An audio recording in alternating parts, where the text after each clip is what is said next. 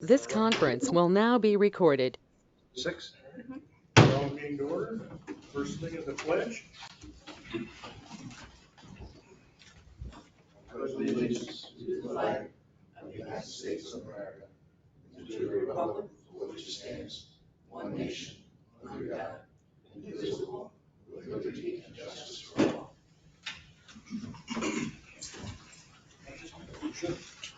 O Lord, as we gather this day to do the important business for the people of the village of Owego, grant us wisdom, compassion, and understanding. Amen. All right, first item, as usual, public comment.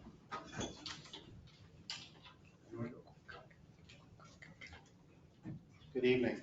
My name is Greg Cromer. I'm an aerial photographer. I've been working on a quest to photograph all the communities in New York, and I just wanted to show off the one that I took here. Thought I'd show it to you all this evening and see if there may be any interest in a copy for your walls. There we go. Oh, yeah. Beautiful place. You take a look at the plane. Yeah, these are airplanes. I was flying with the owner of the flight school over in Sydney. And that day we just got most of the communities on the river between Binghamton and Scranton. Nice. Beautiful. I sell these different sizes. This size 20 by 28 is $195 with the frame. Smaller 16 by 20 is $95, up to 27 by 40 for $295. And I've got that one written down. All right. And if, Greg, can I take a look at that one? Absolutely. No, you can do whatever you're gonna do. and if the folks want to see it at home, you can see it at americafromthesky.com. Okay. Oh, yeah, there we go. All one word? Is it Mhm. 295 frame? That size is $195 framed. Or is it bigger size? There's two bigger sizes. 27 by 40. Yeah. Yeah. Like you can see my collection. So far, I'm up to close to 300 places in New York and close to 4,000 places across 32 states as I've traveled the last 15 years. Nice. Trees in front of my house. I hate when that happens. Those pesky trees. No, we love our trees. That's cool. Not the killer. Not the Easter. So if you have any questions while I'm here. You have any questions for him? Do they come bigger than that? Yes. How big do they get? This size is 20 by 28, $195. 24 by 36 is $250, and 27 by 40 is $295. I can print bigger than that. I just don't frame bigger than that because Murphy's Law bites me every time. Fire station. Somewhere. Yeah, it's fair. Okay. Honey. Oh, shit. Where'd it go? I got the meeting on. I think we have a theory on. I just did it. Thank you. That's what you're here. Yeah, good. They won't have- We only have room, I got all the pictures together, but we haven't put them on. Haven't got that.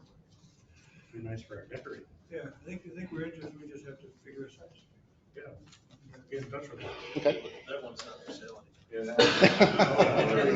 He's sneaky over there. Did Jimmy buy that? All right. Should have had an auction.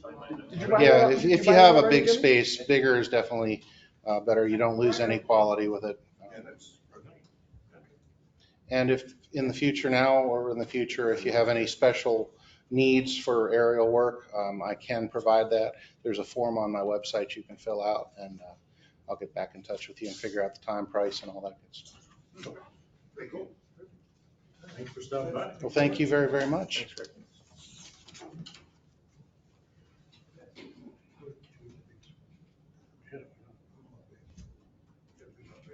We got rid of it. You got a clock there. Yeah. One of the same. Big clock. Great clock, great clock. It's huge. Put it on myself. Get the school kids to paint Real. the village, do the village of a week. All right, we got, any more public comment? I'm just observing. Okay. Any public comment online? Yes, actually, I would like to speak. This is Sarah Beretta. I just wanted to get on and thank the board and the police department for working with the school. I thanked the president of the school board over the weekend when we were having a picnic together. I just wanted to get on and thank you guys for making our school a safer place and hiring more resource officers. I unfortunately have to have the conversation with my kids every school year about what you're going to do when there's an active shooter in your building. It's more when, is I guess the question now, because it's probably going to happen. We're probably going to see it. And both of my kids looked at me and they said, Mommy, not a big deal. We have Officer Waslin. I think that's his name. That's what they told me his name is, at the school. And it makes me feel very, very comfortable knowing that he's there. Makes me feel very comfortable knowing that my nieces and nephews are going to be protected at their school as well. Now that they're in Appalachian, I was terrified all last year when they went to school and there was no one there to save them, no one there to protect them if someone broke into their school. And that's heartbreaking. Like completely heartbreaking. If I could have resource officers, one for every 100 student in the building, I would. Makes me feel very, very thankful to you, the board, and to the school board, and like I said, the police department, knowing that there is someone there that is going to put themselves in front of an active shooter or going to take down a student who has a knife in the building. Like my son told me tonight happened last year, that Officer Waslin was able to take down someone with a knife in their school, a student with a knife. So it makes me feel very proud to be a part of a community like that. Thank you very much. Thank you, Sarah. Thanks, Sarah. Any other public comment? I see we got a couple other people online.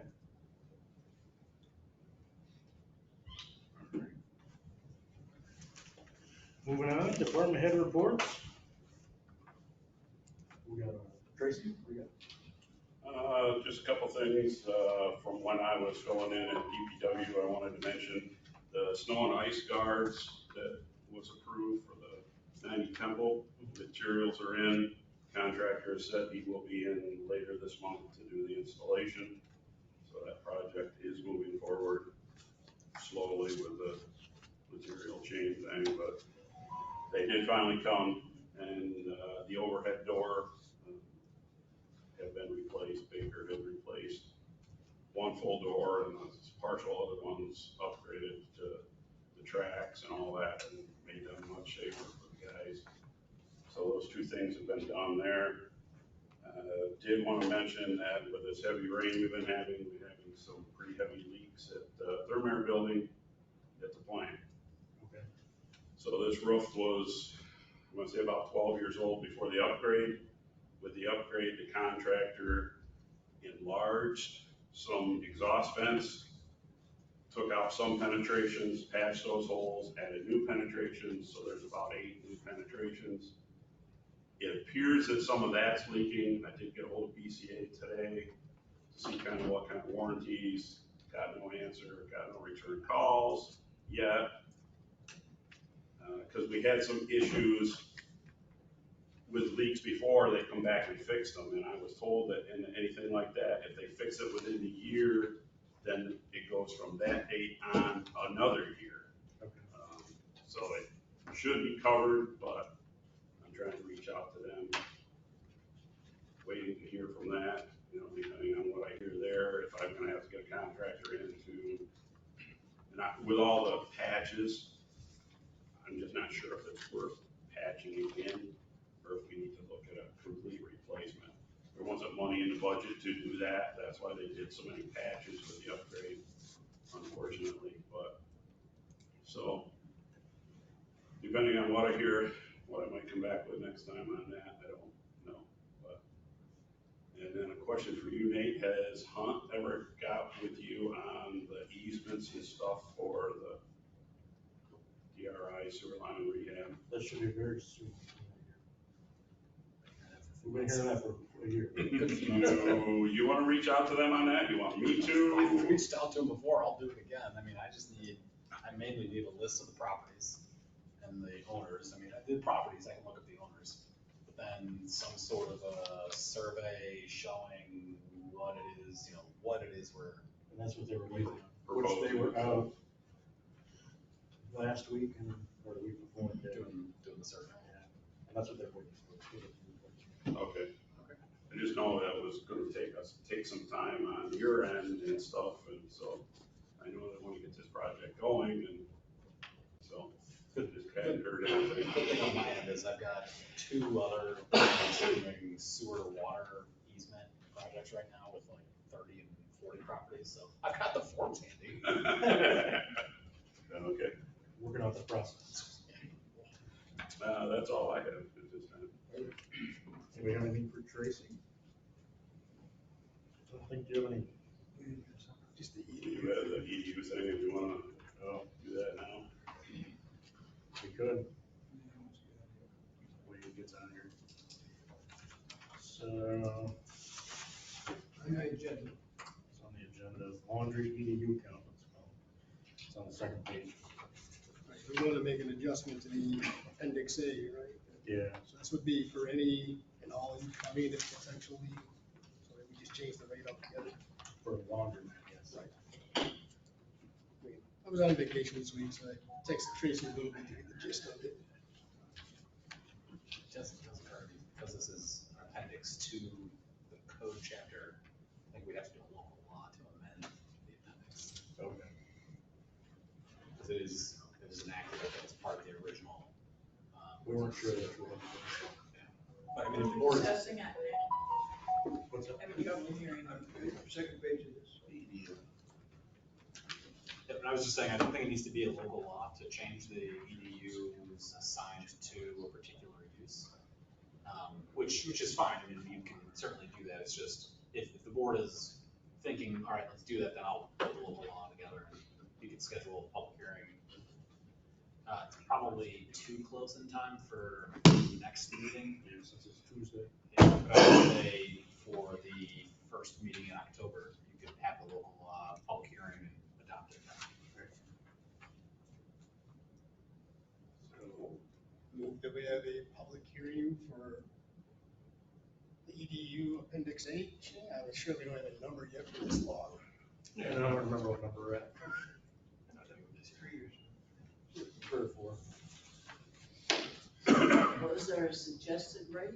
Yeah, so they suggested to go from Send back the agenda. 68 to 45. If somebody seconds that, I'll explain it again. I'll second that. All right, so the way we got there from 68 to 45, a number of years ago when we switched to the EDU system, the bills and usage was looked at for different categories of things like laundromats or houses or whatever. And equivalent number of EDUs to their average bills was figured out based on an EDU is 12 CCFs. So the laundromat, we only have one laundromat in the village. They approached us and said that they were getting way overcharged, so we took a look at what the volume of water was that they were assessed at initially. We went to EDUs versus the volume of water they're using today, because we didn't get that from Suez, but they sent us their bills. And it is about half, or a little more than half. So that's how we went from, we calculated the new number to 45. There's a little bit of logic there. That's 45 a month, right? It's a quarter. A quarter, okay. Not $45, 45 EDU. 45 EDUs at $145 a piece. 45 times 146. Comes out to Okay. $500 or something. 20 grand a year. So what is the one unit? 146. That's So it's going up? No, this would just lower the number of units they pay from 68 units to 45. Right now, they pay 68 times 100. Okay. Yeah, but I mean, for a single unit, Oh, yeah, no changes. Rusty? So this is not to change any of the EDU structure. This is just the laundromat having, instead of one EDU unit like a house would have, has 68 EDU units. And so they got all that. They believe that that's more than they should have to pay, and they want to pay less numbers of that. So none of that other stuff is what this is about. Yeah. so the Just single unit is. Single unit's the same, still costs whatever we charge, 160, 148, 146. That's all the same. It's just whether they're gonna get charged 68 units or some other number of units. This is brand new to us. I'm just saying, so as usual, I'm certainly not prepared to write a local law and go zippity zip on this right this minute. Yeah, so we'll draft it up and all the commissioners agree, and then we'll have it. Yeah, it's a really straightforward law. It's just, the laundry designation, the EUs, and whatever the number was to the new number. Very short. And I can get you all the data to back it up. So, and we get 2 weeks to think about this, to talk about it, to talk to people about it, to think about unintended consequences, to think about the 900 other people that are gonna want theirs changed, and what door we're opening, et cetera, et cetera, et cetera. And then in 2 weeks, we will still have 2 more weeks before a potential public hearing, and we can have a better discussion about what we're thinking about doing. So shall we vote on having a public hearing? October, whatever the date is. First meeting in October. We got the horses running back there. Calvary and Go. 1, 2, 3, third, Redmond. Third, October 3rd. All right. Rusty? Yes. Laura? Yes. Ron? Yes. Fran? Yes. Charles? Yes. Ed? Yes. And yes. There. Lauren?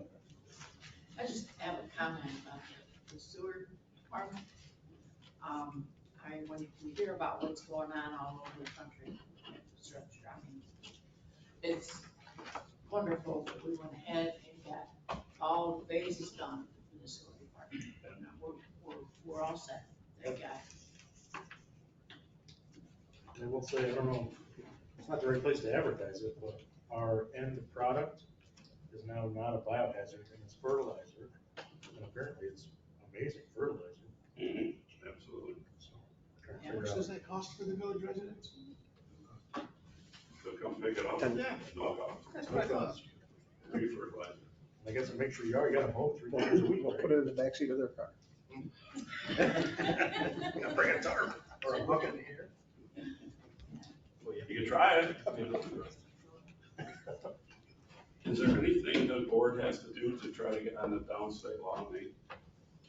Given sent you some information of getting on the, down in Westchester County, there's a law where the Suez. Oh, We already did that. it's a home rule request to the state to get added to the list of Westchester municipalities. It's very specific to just them. We have to get special permission, so. Which we did. We've asked. Yes. We did that. You're talking about for the hydrant? Well, we've done that for the We're hydrant. talking about, he's talking about Yeah, not for the water This is bills. for the water Water bills. So this would be a separate. For the water rule users. request. If we were able to get onto that, we could go back away from the EDUs back to usage. Because if it's a law that would require Suez to give us the Well, water data. it would actually let Or our village petition Viola. to the PSC for a modification to the Suez order to allow Suez to disclose it. So Then they would make a resort for us. the same communities down there that did the hydrant thing did this law, I believe at the same time, I think so. and was able to get it passed, and then now they can get the reads to build their sewer accordingly. So are we going to do that? Are we, I would recommend you do that, yeah. I think we. Well, I don't know if that got added, because you have to do a formal home rule request to your local assemblyman and senator in order in order for them to be able to move that forward. I don't believe. Just as we had to do on the others. Just like you had to do. We've done that. Okay, I know Kim checked. So is that a board action that has to be made to do that though? I mean, is that something that we should do tonight then? Because it hasn't. Yeah, I don't recall if the Assemblyman and Senator have specific language that they would want you to use for that. I don't remember what they did with the hydrant, but, I mean, heck, do a motion to authorize a home rule request, and if they tell you to redo it, okay, no time lost. And I move that we authorize we petition to authorize a home rule request, or we make a home rule request. As presented. Do I have what? Or as recommended by Tracy Babcock. Fine, as Sharing recommended by. water meter information with Suez. Second that. So we can get away from the EDU, that solves a lot of Oh, problems. I don't like it when Nate does my talking for me. But what he said. People have It would. Rodney, see if you can get that wrong. Makes a lot more sense too. Pretty good chance. Any discussion on that? So, I mean, there are communities down, like you said, Westchester County that have a law that says it's actually the same Viola, Suez, must give them the data. So what are the steps to do that, Nate? The board passes a motion requesting home rule legislation, the Assembly and Senate, I mean, it's a state law then, they have to move it through their process, governor signs it. Then the village would have the ability to petition the PSC for an order requiring Suez to enter into an agreement with us to share the information. And, I mean, we would effectively point to Westchester proceeding and say, that's what we want. Should be fairly straightforward, I would think. I don't have any idea how long the actual PSC process would take in this instance. If Suez doesn't oppose it, I would imagine it goes smoothly. I don't know what Suez is thinking, but. And we had an initial meeting. So is that something you would write up for the board? How do we do that? The assemblymen and senators often have very specific language they like for the home rule language. I mean, it's a state law. So they will handle the drafting of that state law. And then if it gets passed by the state, then we will prepare the petition to the PSC. Fran? I assume we will use the same template we used for applying for the hydrant one. We'll use the similar language, same situation. I wouldn't be surprised if if it happens, it will probably happen next year sometime, presumably in the 2023 session. And then we want to get a hold of Westchester and find out every other thing that they're doing along these lines and applying for, so we can be right behind them. Yeah. Because if they're doing it, we probably What's want. the right wording, right? We can be with them instead of behind. Yeah, that's right. All right, any other discussion on that? Rusty? Yes. Laura? Yes. Rob? Yes. Fran? Yes. Charles? Yes. Ed? Yes. And yes. All right, anything else from Tracy? That's it. Chief? Any updates on your, the water's pouring? Yeah, they're almost ready to bid the town. But, I mean, you're looking next summer. Really? It can't be done this fall? Building by next summer. Yeah. Weakening the foundation. I'm sure the other day was not good. So what are we gonna do? 200-foot tarp and hope for the best.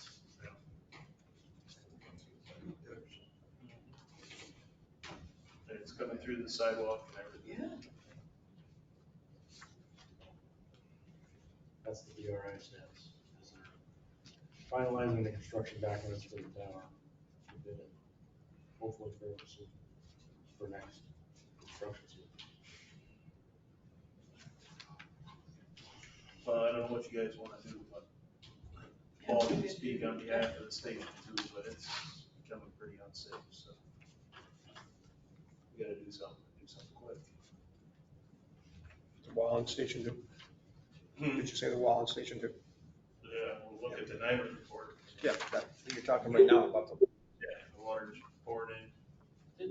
It's Front pouring sidewalk into the basement from the front side? Mm-hmm. Yeah, that's the sealant and the, Concrete. and the concrete.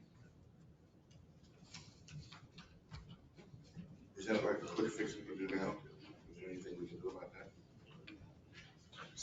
Well, for the old squad room where you guys are at, somebody would have to do something to the floor. Cause we were banned from washing vehicles up there a long time ago because it leaked down through the floor. Now every time it rains, it leaks. That's,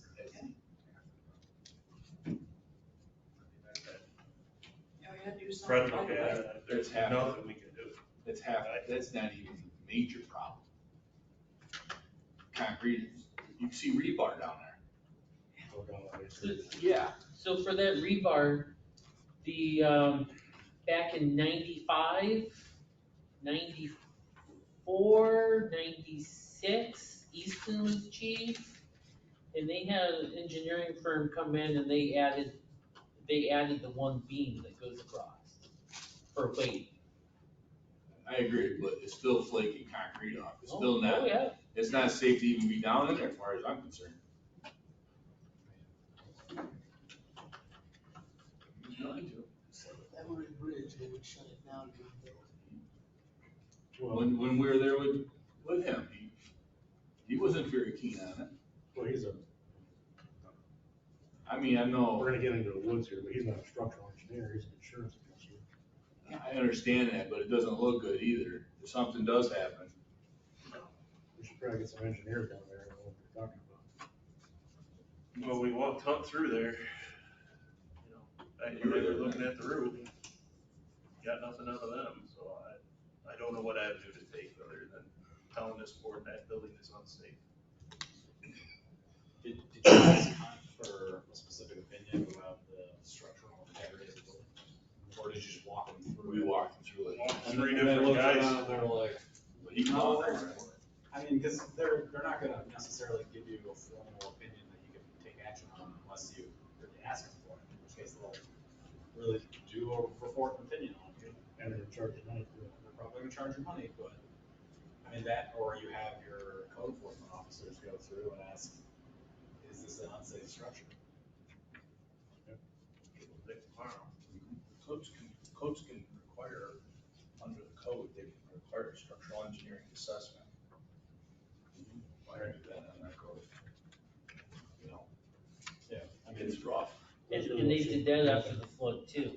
Excuse me? They did that after the flood too. 2001, I'm sorry, what year was that? 2011. That's already 11 years old. Have you been down? Yeah, I exactly. mean, we did the study with the mold and the asbestos, we've done nothing to change that situation, so mold is only getting worse. Yeah. Thank God we had a dry summer, but it's, Water comes, as soon as it rains out, it comes in his office like there's no tomorrow. We have no other building options. Yeah, we can't keep putting this off. We don't, that's the problem. They're move anybody to. But I mean, I know it's DRI money, but it's silly to waste that money on a roof when the structure's bad. But the structure's bad because of the roof. Not necessarily. That's part of it. Part of it is not all, it's not all the fix of the problem.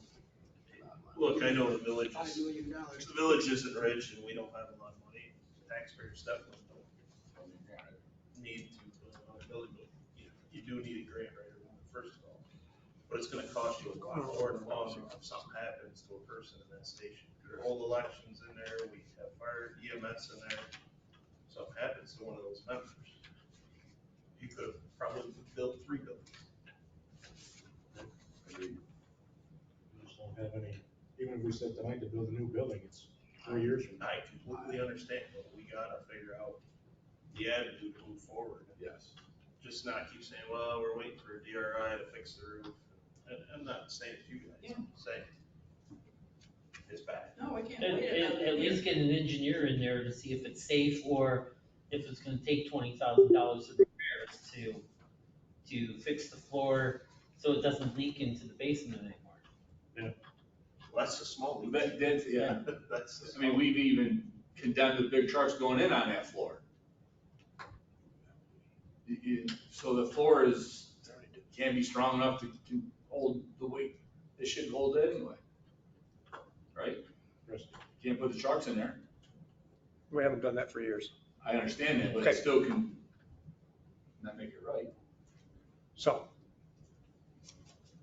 the first and major concern should be whether or not we have a imminent danger possibility problem with the floor, with the floor being structurally okay. So that's our, the roof, the leaking, the water, that's not our first thing. The first thing is that floor, do we need to get some sort of an engineer in there and take a look at the floor? Yes, we probably do. I would say yes. And we need all kinds of information about that. Okay, this is that. A few years ago, we put in the steel beam. What shape is it in now? What are we looking at? What do we have to do? What blah, blah, blah. So that's what we should do. So you're making a motion to hire an engineer to do that? Well, not yet. No, I'm not, because who do we have? What can we do? Is that something that we want to add into Hunt's little mix? How do we want to do this?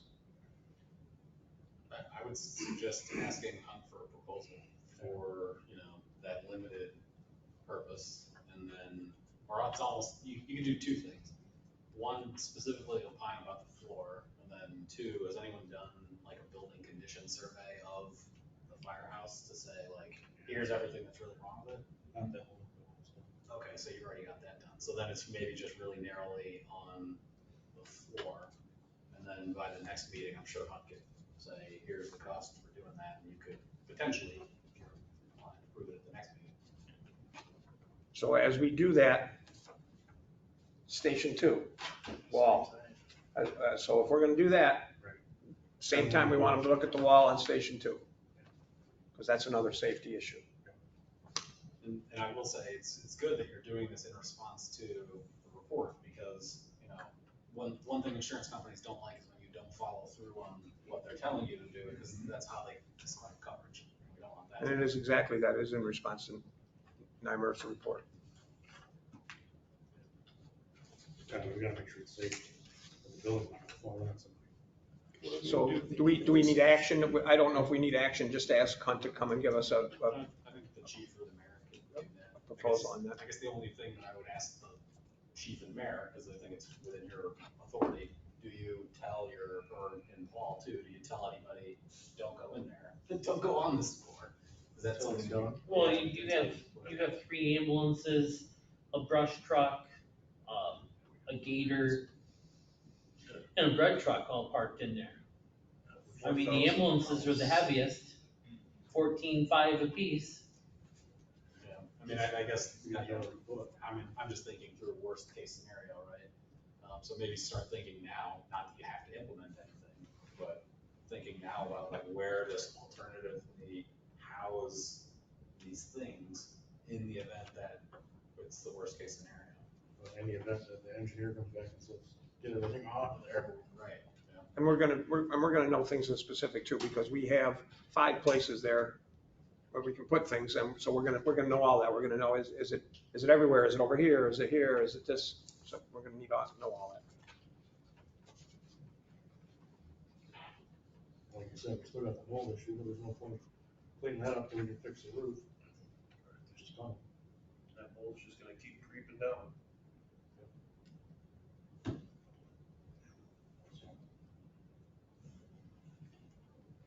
So Mike, you're the mayor. Is that your opinion? To do that? You'll be the one that does it. Yeah. But the board won't take any action to direct anything. You're just gonna do it. We'll go on and look at it. And I'll take care of the furnace room. I mean, that's most of our stuff, other than what they took a picture You mean of. when Nymer was talking about stuffing being too close to the furnace? Yeah, I mean, most of the stuff in there is non-flammable. We'll just find a cabinet to put it We in. could have done that, all this. No, I'm not, you didn't do anything wrong. I'm just saying we didn't need them to, we can do that easy. Yeah, some of them things. I want to get them to look at the wall and just to figure out what's going on there. The floor's popping, rebar's popping in the floor. for on station two as well. So, Probably groundwater. Next week doesn't look any drier. New 804 is in service finally. We got all those transferred. I don't know if you want to deem the old 804 surplus. So we can look at avenues of selling the truck. Only we don't need it. Don't need it sitting outside. Just gotta take some lights off it. It's done. Rusty? Does it have any use to us at all, Jimmy? No.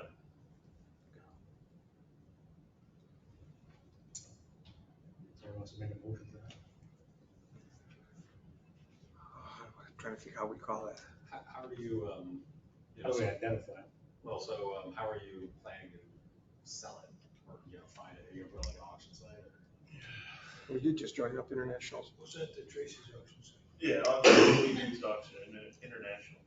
Yeah, so, old 804 VIN number, I mean, if you wanna get real specific, probably saying old 804 would be perfectly fine for your purposes. You know what year it is? 2004 Pierce. There you go. We, for some reason, it seemed like last time we did something like this, we didn't want to call it surplus. We had some other language that we wanted to use. Just that's what I'm kind of remembering. I can't remember why, if that's the case or why. They use the word decommission. I don't remember what we did. I've always used surplus. Out of service. Well, you have to declare it surplus in order to auction and sell it. So move that we declare 2004 truck known as 804 Pierce, 2004 Pierce. Pierce.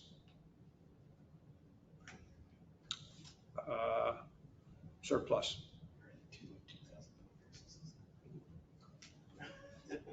You got it? I'll second that.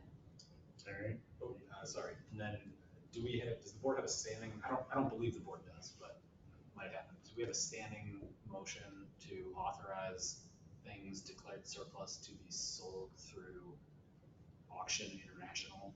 Probably not, because we just signed up with them last time. I would, you could either add to this motion, or after you pass this motion, do a second motion that just authorizes generally the department head of the surplus property to sell on Auctions International at the highest price bid. Where did you go?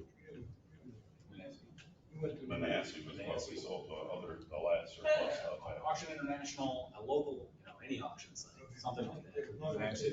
Yeah, it's just, The addition to my motion was that we authorize the fire chief to dispose of the surplus vehicle at auction.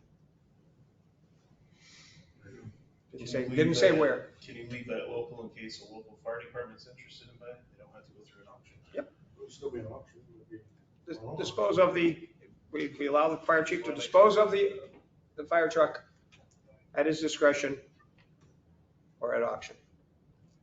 Something like that?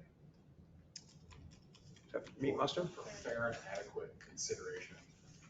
Yeah. Fine. Because the price, I mean, especially with the surplus thing, you don't Yeah, know what you're gonna get. Right, so even if I listed it at auction, I would have to put for board approval, correct? Well, so what I'm thinking is by authorizing the department head to sell it at the auction site, we could authorize you to actually close on the deal, because whatever the auction site is, it's gonna be the number, unless you think, giving him the discretion to say this is too low. Yep.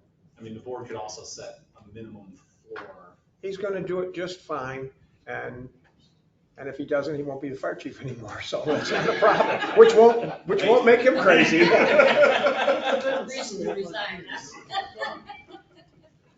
Well, I Yeah, mean, as much money out of it as they can. Should there be a minimum Another amount that we would accept? We're gonna let him decide that. I don't know. The We don't know that. We're gonna let him decide.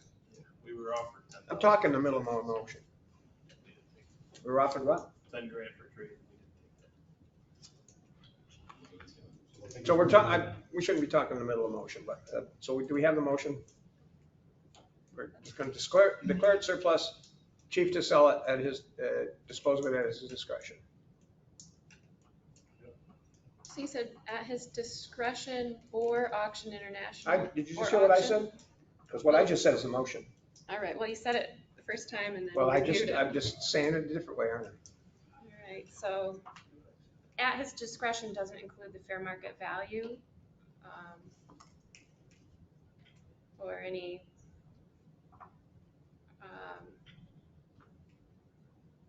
any low amount. It's just without anything whatsoever.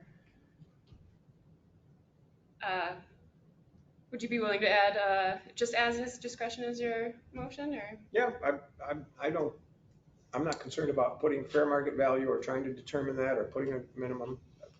So my motion didn't have that. If somebody wants to change it. First, somebody needs to second my stupid motion. Was it as his discretion Thank you. and not by auction is your motion now? At his discretion includes auction, or selling it to a neighboring fire department, or selling it to a fireman, or selling it to me. There's just no. As long as you're paying fair price. Yeah, but it's just that the language didn't include a fair price. So that would be a fair market value price for however the disposal to whoever it is, that we're just asking that we get a fair market price. Yeah, is there anything like a blue book or something like that on equipment like that? No? Okay. Well, they offered us 10 grand for trade, so there's your value from a fire. Yeah, and that's what fire truck is. Not enough. Well, at least 10 grand. So We have a motion, we have it seconded. I'm comfortable with the fire chief using his knowledge and his expertise to sell this at a reasonable amount of money. If you want to put some amount of money in there, somebody make an amendment to the motion if it's important to you. Oh, I would make a request to make an amendment to add that it would be at a fair market value price. To be determined by who? Which is vague, I mean, so I don't care. Well, could we ask if we're concerned about that it be approved by the board, the final selling price? at the end of the day, though, I wouldn't know what's fair. I have no idea what that's valuable at. then I got no problem bringing it back to the board if we have money. It better be at least more than $10,000. I'm hoping.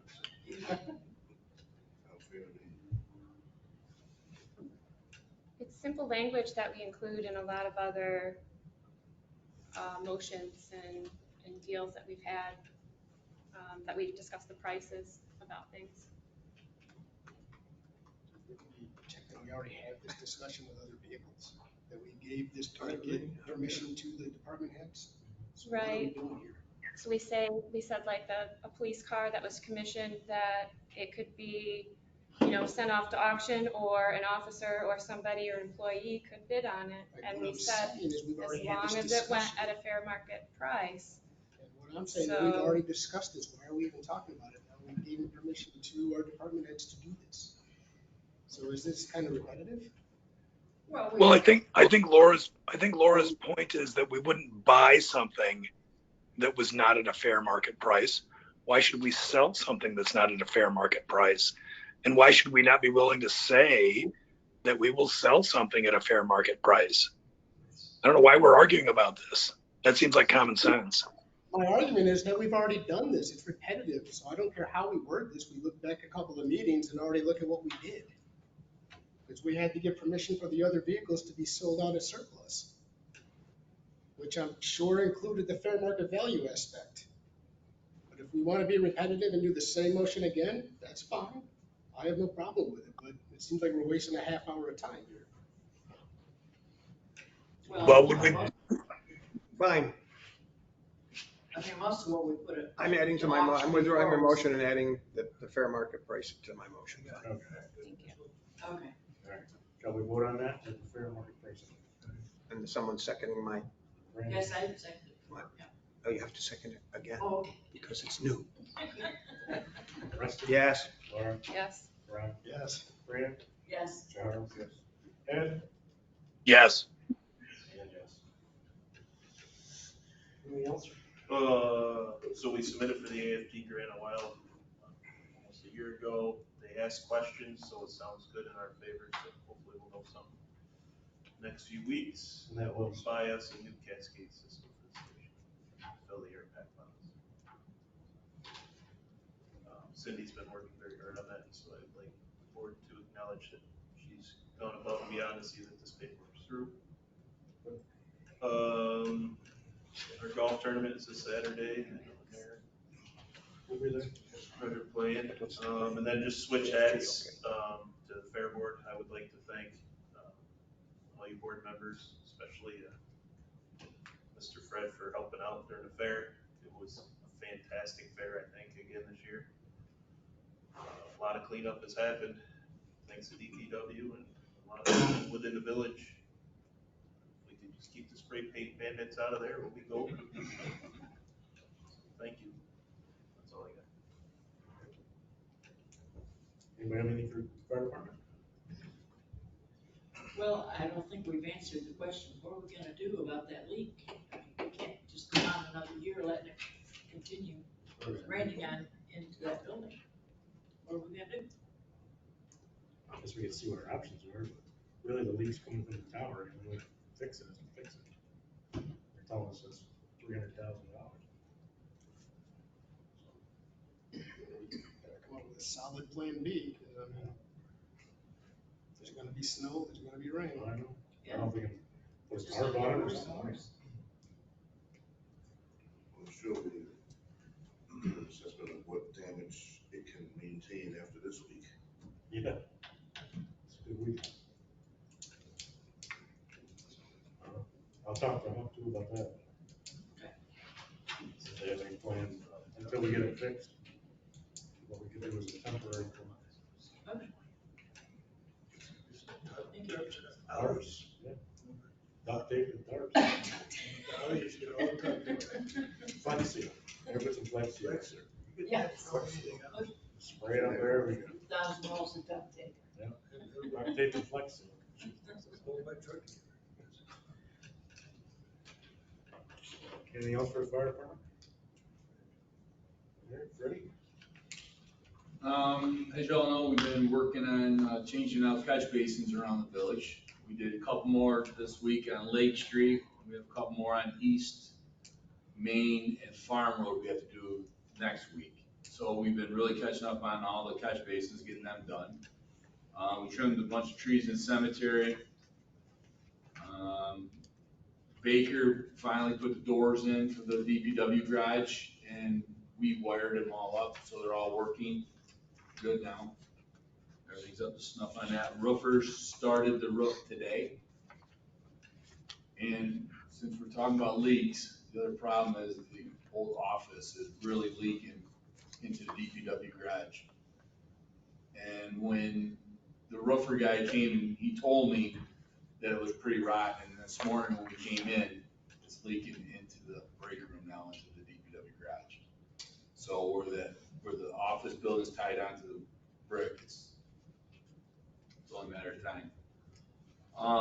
As you all know now that we finally got George Street, Spruce Hill, and parts of Talcott paved last week, so they're all set. Hopefully by this month, Broom's gonna be doing Cove and West Ave, and then hopefully we can get Prospect and Woodlawn done also. But if we can, Spruce or West Ave is gonna be my next road to do. So I wanna get that done before winter comes. The swimming pool is closed for the for winter now. We got it drained, but we left it open about that fall run that they have. I didn't know if anybody knows anything, if that's gonna happen. Does anybody know about that? That we used to let them use the pool? Nobody's heard anything, so we're gonna shut it down then, take everything out of it? I don't know what it's called, the fall run, but they usually had a run in the fall. Is somebody gonna rent out the park? They wanna use it? They used to, because we don't have a bathroom, so we let them use the swimming pool. Yes. Oh, yeah. They can, it's only half. I know they're doing like a polar bear thing, they do that. No, yeah. So, need to find out about that. Does the police know anything about this run? We do. Oh, there you We were approached by Confluence Running back in June about a half marathon, which is supposed to happen yesterday. And when I talked to, we were planning a bunch of people, and I said to them they had to come to the board because we were gonna like close some streets while these people were running through. They never came to the board. I talked to the woman about a month ago, and I said, look, you're down to the final week or two here to get past the board. What's going on? Oh, we canceled that. We didn't tell you. So that all went away. So it was a half marathon. It was scheduled for Monday, Labor Day, and it was all canceled. So that's the only one that I'm aware of. Okay, then that would be it, and I never knew. So that's why I asked you. Shut it down. Shut her down. I guess we're good. Great, answer that question. Close it up, Fred. We're done. Let's leave it open. Take a final dip. I'm good. All right. We got dump truck on the agenda. Talk about that? Yep. Yeah, we need a new dump truck.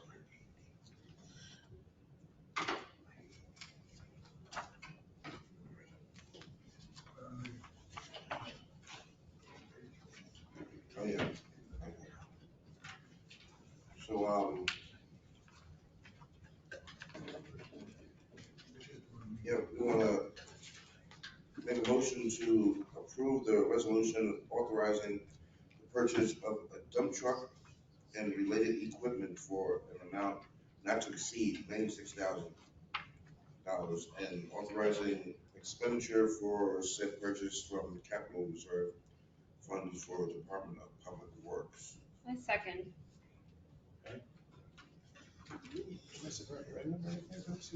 Yeah, so I believe the sentence should be at the bottom of the resolution that says it's subject to permissive referendum.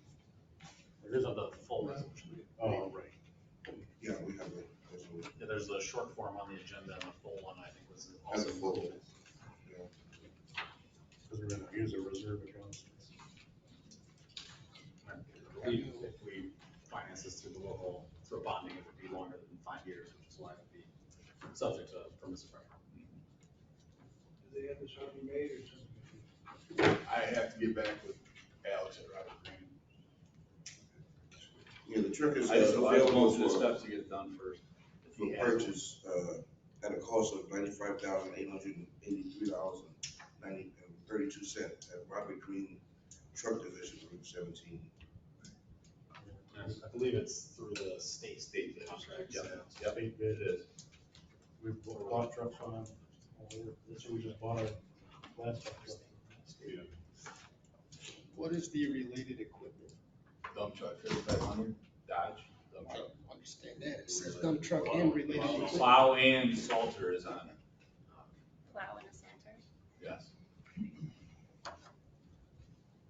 Is it, trying to wrap my head around it, is it like, on the truck that we had, Yes, like the smaller ones? yes. And the other reasoning is we are trying to get away from CDLs because it's gonna be another can of worms if we go through all that. So we do just fine in the village with the 3500s.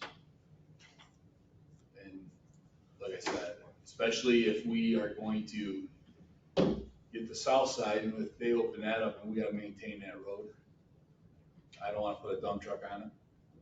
It's very steep and Salt off at the top and then slide it down. you should, you take it up and shovel.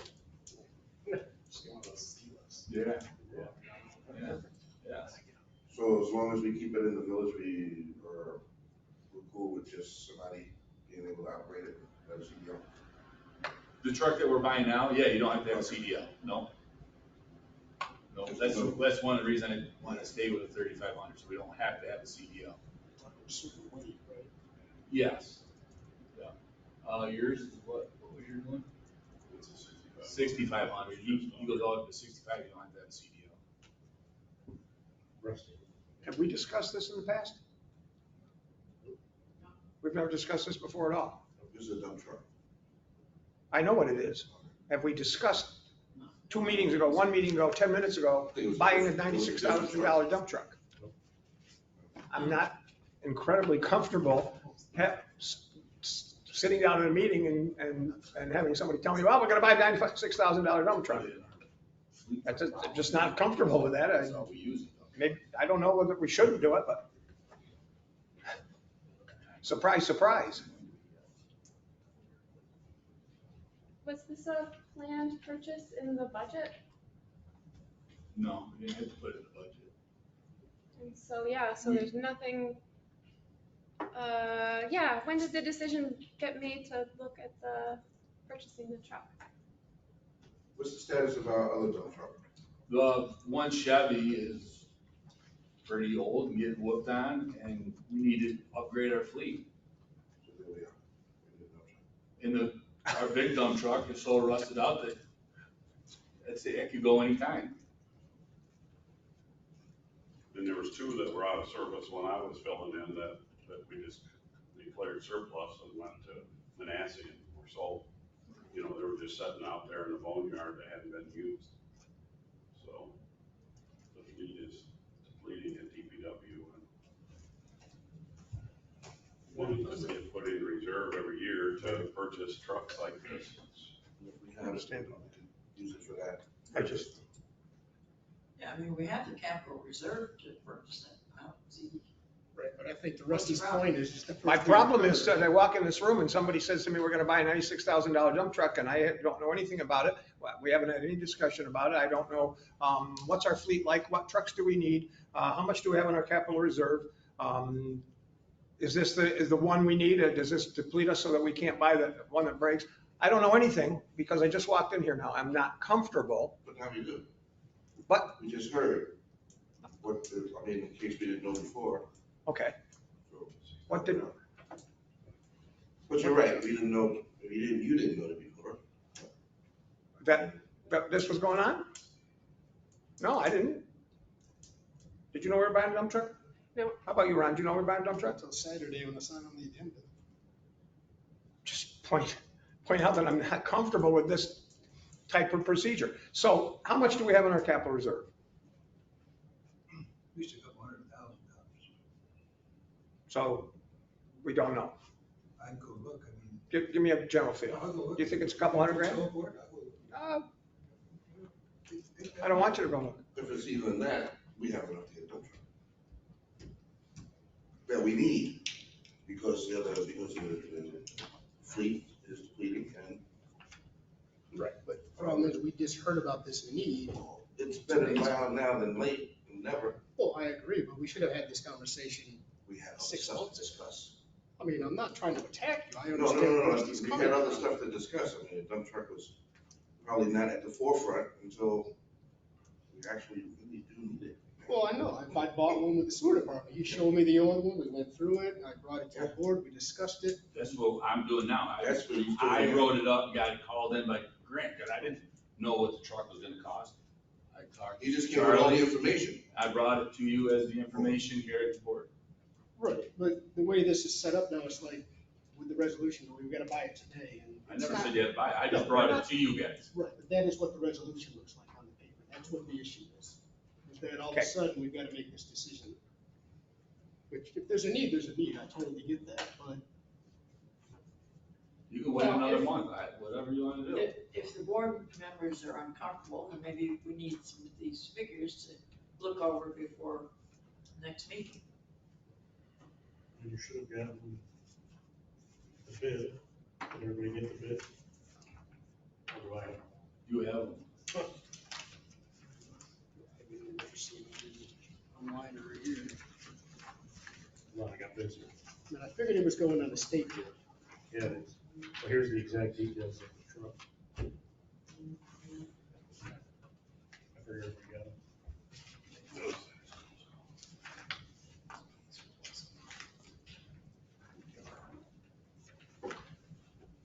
But yeah, it's all set prices, but.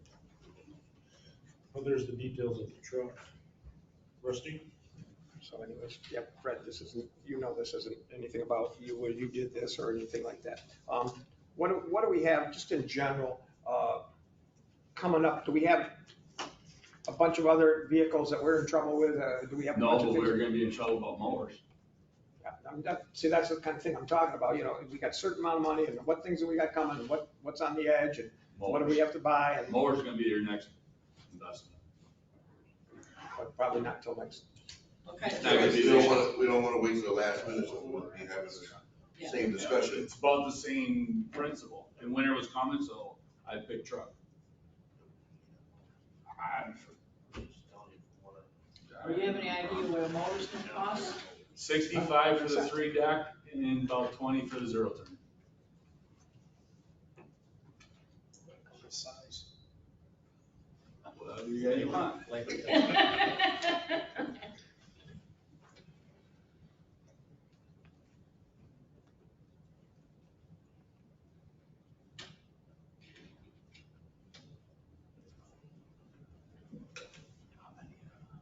This truck can also help us do, snow removal, right? Yeah. That's what it does. Plow. And plow. Plow and salt. You don't have to sell the truck to me, I need to be aware of what our vehicles are like. That's, I mean, that's why I'm sewer, you're DPW, Mike's, like, but I trust that you've looked at these things. But this new format, I don't like, because it makes It's this like. the wording that it seems like we gotta do it. Right. It's great to be ahead of the game instead of behind it. This is all part of that executive order, which we have to follow. Well, I mean, Mike. would people be Ask more me last. comfortable if we waited Ask till the me next last. board meeting to vote on it? I don't know when this is, I mean, if we need it, I'm comfortable either way, I think we get a lot of information very late on the board, and it's hard for us to make educated decisions.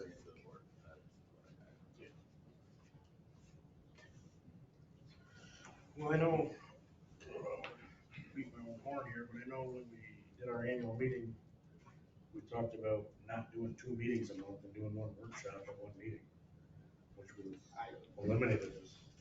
I have no problem Came at the workshop. that we don't get chances to communicate. Right. Because we can't all get together. But anyway. And the other reason why we need another truck is because a big truck, I don't want to put it on the south side, on the slopes of Halsted and the new apartments that are going on. And that only leaves us with 3 dump trucks to plow the whole village in a storm. And we don't have enough trucks to go around. Like Tracy said, we just got rid of 2 of them in the auction. So potentially, how long would it be before we get rid of CDL altogether? How old is that truck? We have so much money in the big truck that it'd be worthless for right now to get rid of it. I mean, we had a hydraulic leak the other day and we couldn't even get the pump off it. It's how rotted it is. But we can't get rid of it because we owe so much, we put so much money into it. So we're upside down. Yeah. Yeah. Yeah. You're not gonna get what you got out of it, and I don't wanna get rid of it for that. I mean, it's something we Fire can- station, you keep putting money into it, but it's not going. Correct. And that's the other problem with our mowers. I mean, they've been through 2 floods. They're shot. We have a lot of aging. Not that I won't keep them just for backups, but there's other tractors that are totally shot that are in the garage that can go on auction. The sweeper can go on auction. I'm just trying to upgrade our fleet for if something ever happens, if we're in trouble. There's a Humvee out back. Well, it sounds like we need this before winter. Well, that's kind of why I'm thinking like December that we could get it, something like that he was talking to me about. But nothing's written in stone until you guys approve it. Is this the only one available, or? I don't know any more than that. Getting vehicles and stuff now. Rusty? Yeah, that was a question I had, but you just kind of said that you don't know. Because when the fire truck we thought was gonna take this long, it took zillion more. It is a lot better than it used to be because of COVID, but stuff. So I can't we don't have a good feel about, do they have 6 of these, do they have just this one? If we don't buy it, does somebody else buy it? We don't know. He can go through the whole state of New York if the one's already purchased and they didn't get it. We can do something like that, but he was telling me December, January-ish. Is when, if we buy this, that's when we get it? Yes. But that's just verbally, he Yeah, doesn't know that without looking.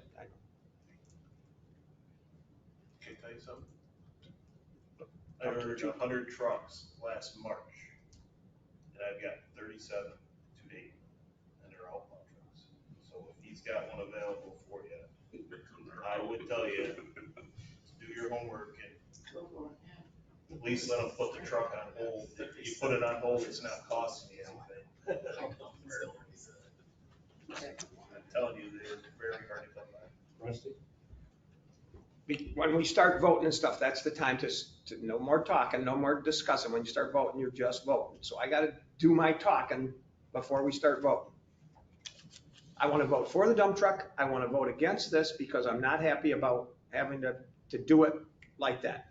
You know me, I've been that way forever.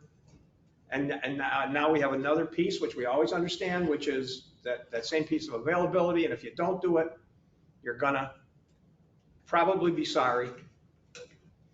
So I'm going to, once again, do something I don't want to do, which is I don't want to vote for something that comes up like this, spending $96,000 and not know anything about it. And I'm going to end up voting for it because we need the truck and we need it before December.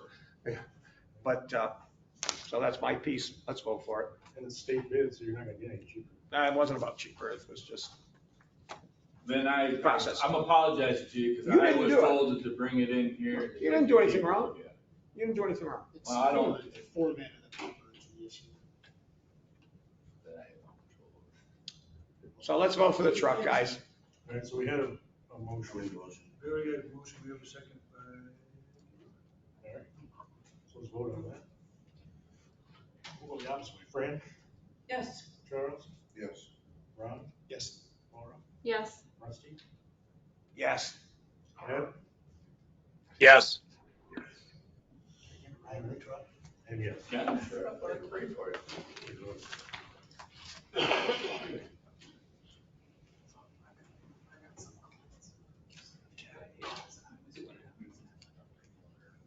So are we buying this outright? Are we bonding for this? Or what are we doing? we got money. Yeah, there's money in reserve. I knew there was enough there. I didn't know. We were just doing the whole thing up front. So what you pay for it? Sound that interesting. All right, anything else? Anything else? No, I'm good. You're good. All right, anything else for DPW? We got a couple more things kind of on the agenda. Oh, yeah, Paul. You confused me, you're over there. Yeah, it was tight and squeezed over there. I had paperwork to Save it for do. public Wait, comment. wait. Did we discuss the loitering situation? No, that's, we'll do that. Oh, okay. Let's get out of here. I thought it was part of DPW. Okay. Okay. So we got dispatched to 158 EMS calls, 18 calls for mutual aid. We received 9. We had 41 volunteers respond to calls. 1 standby for OFA games, more to follow. Trustee Van Dusen and EMS officers attended the county meeting for the EMS study. Nothing more out there beyond what the study gave us. An email, multiple phone calls we met with, and we delivered 31 PCRs to target DSS rep about frequent caller that EMS and OPD has been dealing with. Still in BP. As you know, the vehicle status, Fred's guy, Justin, did our PM today on 32. It was out of service for a couple days because they had a leaky valve stem, and his guy was able to get us in. As you know, a couple months ago that I reported to the board that we were looking at rechassing 32 and 33. And one thing I want to reach out to Mr. Van Wy with is HGAC Buy is a conglomerate that a bunch of villages in New York use. I'd like to get on the bandwagon with that because we can write a contract for a ambulance chassis versus going out to bid and that costly, lengthy process. Yeah, So- I think I'm familiar with that. It's Okay. just another cooperative purchasing network. You need to just find out what it takes to formally Okay. for the village to become a member of that. I'll send you that information and then maybe we can discuss it at the next board meeting because that would make, So Jim's saying we're already a member of I didn't Sourcewell? see Village of Owego on the list. Sourcewell? It was HGAC. We use Sourcewell for the fire truck. Source what? Yep, Village is a member of it. Sourcewell. Sourcewell. Yep. Okay. And I think primarily, my experience with all these cooperative purchasing networks is all the major vendors or manufacturers are on every single cooperative Okay. purchasing network. I will ask the question because we're very happy with our ambulances and very happy with the re-chassis that occurred. And it'd make your life easier, the board's life easier, and my life easier if we did a contract versus a bid process for that. Yeah. And we're looking at, just so everybody is clear, we're looking at 2024 for chassis currently for the E450 range. So if we can get this ball rolling sooner than later, we can at least get our earmark in, our chassis held for when they get delivery in 24. So a year down the road, we can get a couple of re-chassis done. So then, Paul, the only question I would have is how are you proposing to pay for it? Is it reserve, is it bonding, is it current monies? We probably have enough money in the savings account currently for one. And by the time the ambulances were purchased / delivered, we would definitely have enough money for two. Just so I'm clear, when you say the savings account, do you mean the formal EMS reserve fund? Or is The it- EMS, whatever that account is called. Just their account. Okay, so Not the reserve. it's surplus, it's surplus money. Yeah. Okay. We didn't put in reserve. That is easy to explain. That's true. Rusty? Paul, approximately how much does it cost for a re-chassis? Just general. Last time was 140-ish, 130-ish. I would have to go back through my records and Yeah, look. that's what we did approximately, but so something in that range or. Yeah, might, More. probably with the price of doing business, it's probably gonna be a little bit more, a heck of a lot cheaper than a brand new one. Thank you.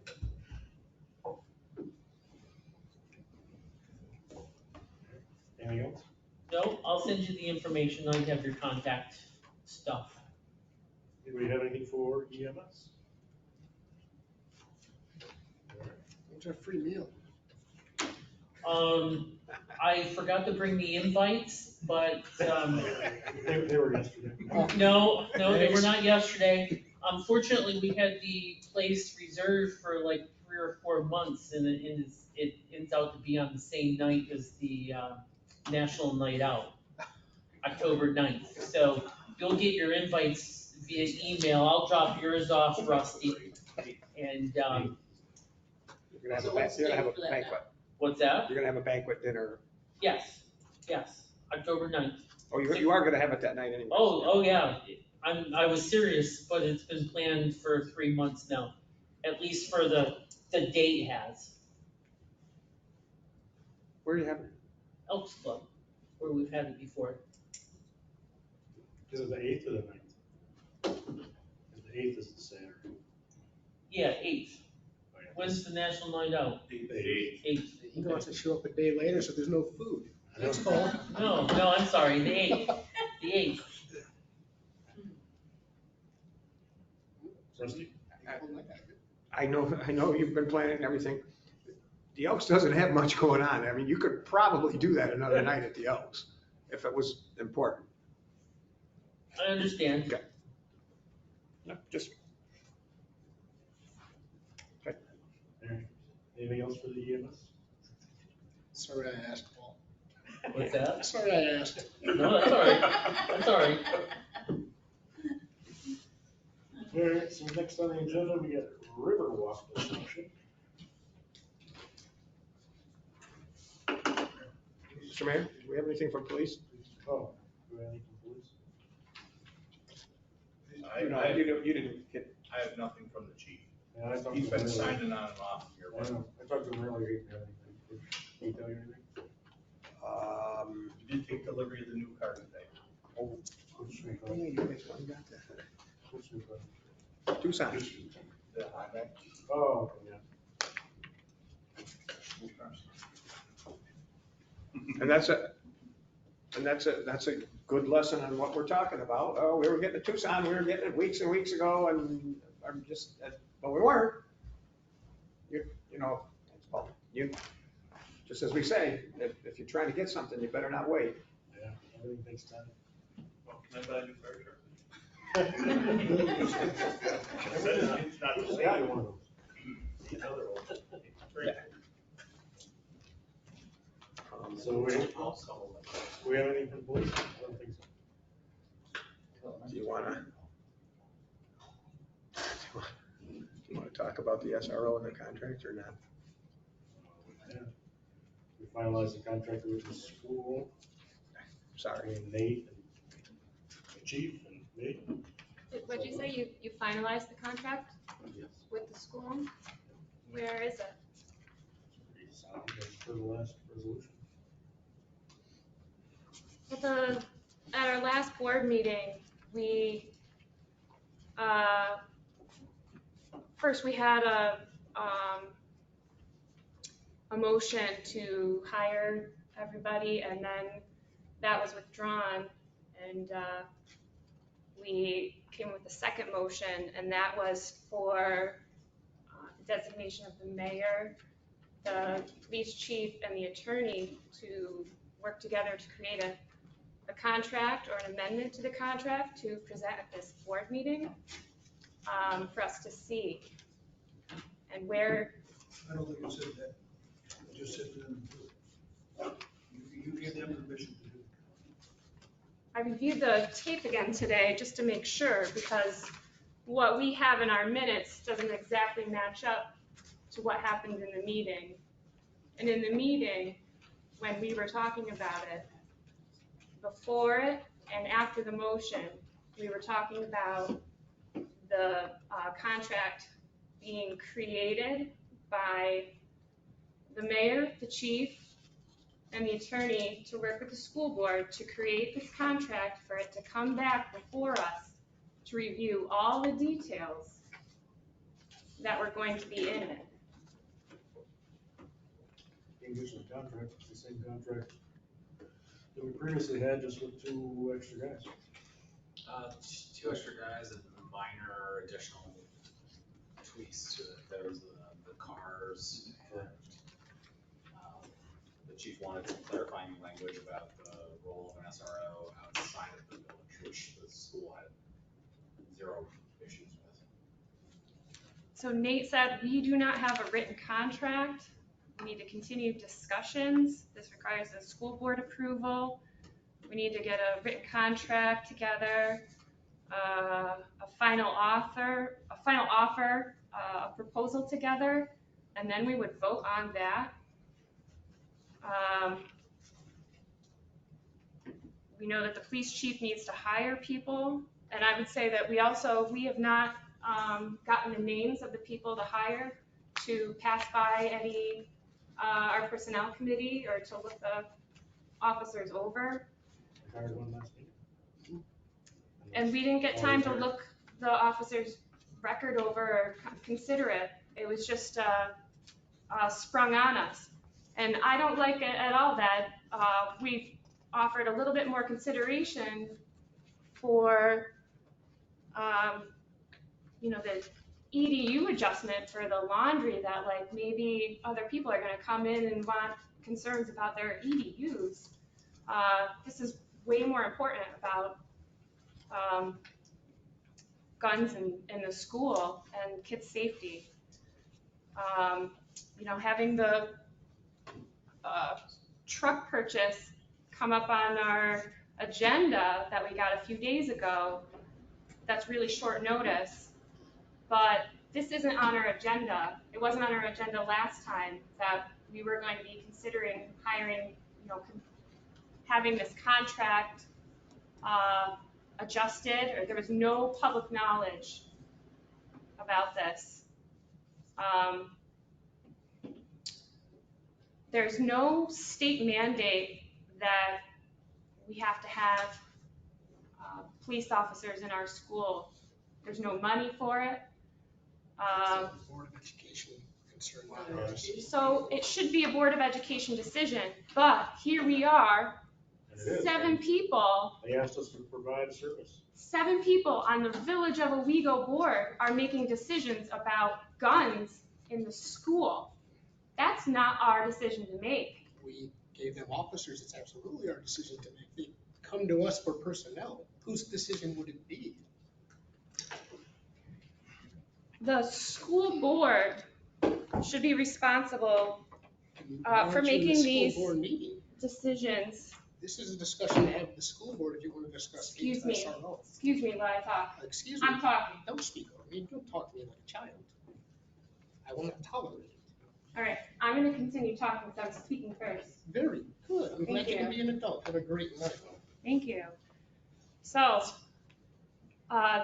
this was sprung on us, and it was never on our agenda. It's not our agenda for tonight, and it's a big deal. School starts tomorrow. What we discussed at the last meeting was for you to come up with a contract and submit it for people to know, board members to know what's going on. What I asked at that meeting was one thing I asked at that meeting was what kind of weaponry the kids would see. And there's nothing. We haven't seen the agreement with the school. You signed it and didn't pass it by to us. What's going on with that? But what the chief responded to me, this is a quote. I said, what kind of weaponry will the kids see?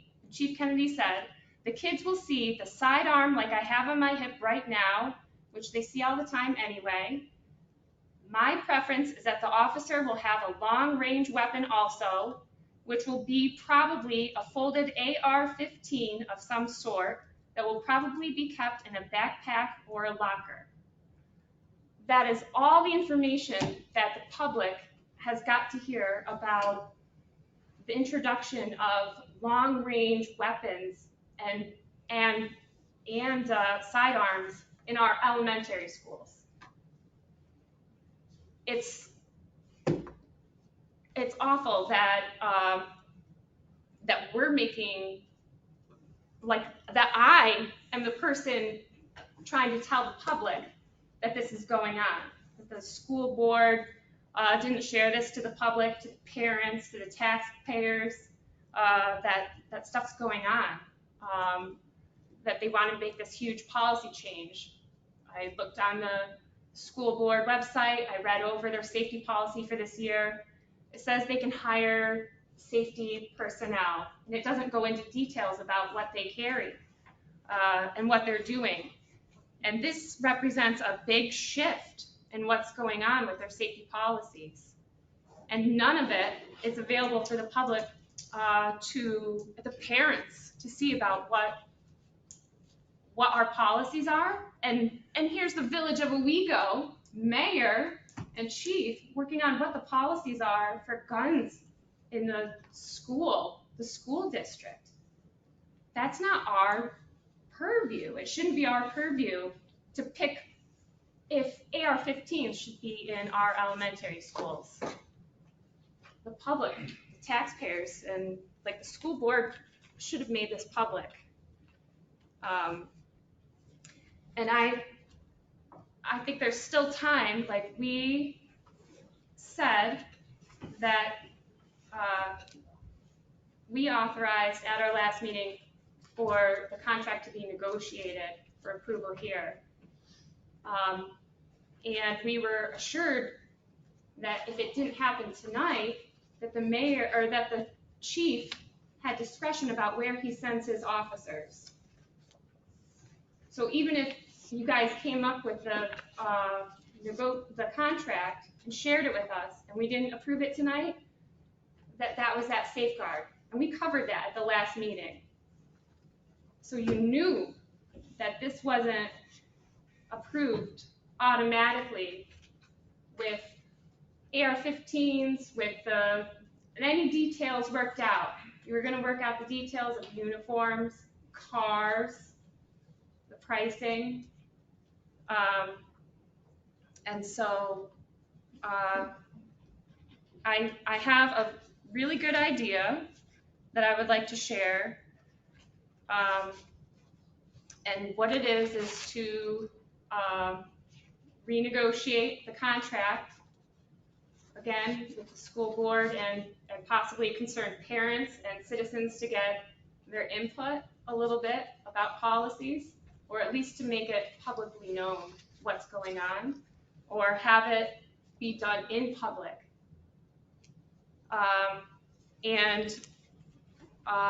The idea is to renegotiate what the school resource officer is, their definition is. Currently, from what I understand from our discussion at the last meeting, the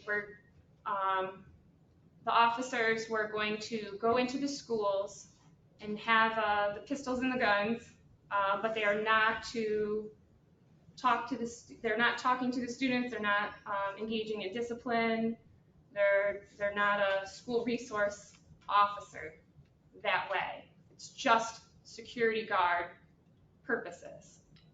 They were going to check doors, have their weapons,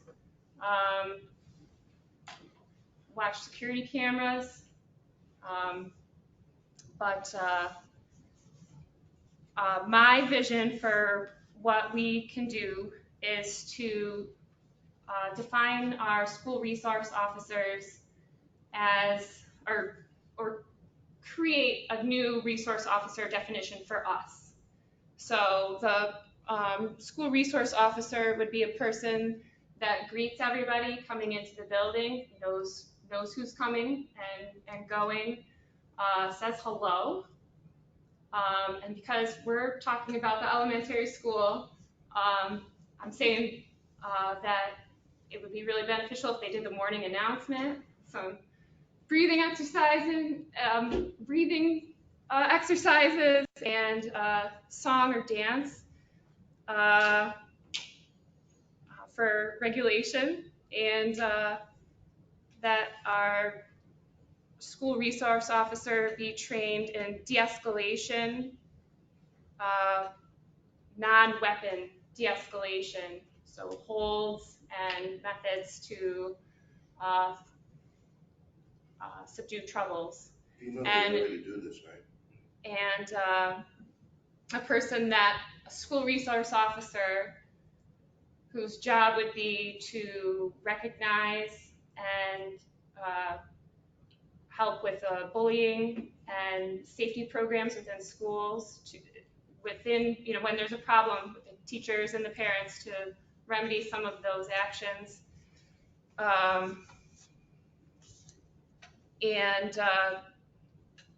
And be a person that could hug children and do handshakes and stuff like that.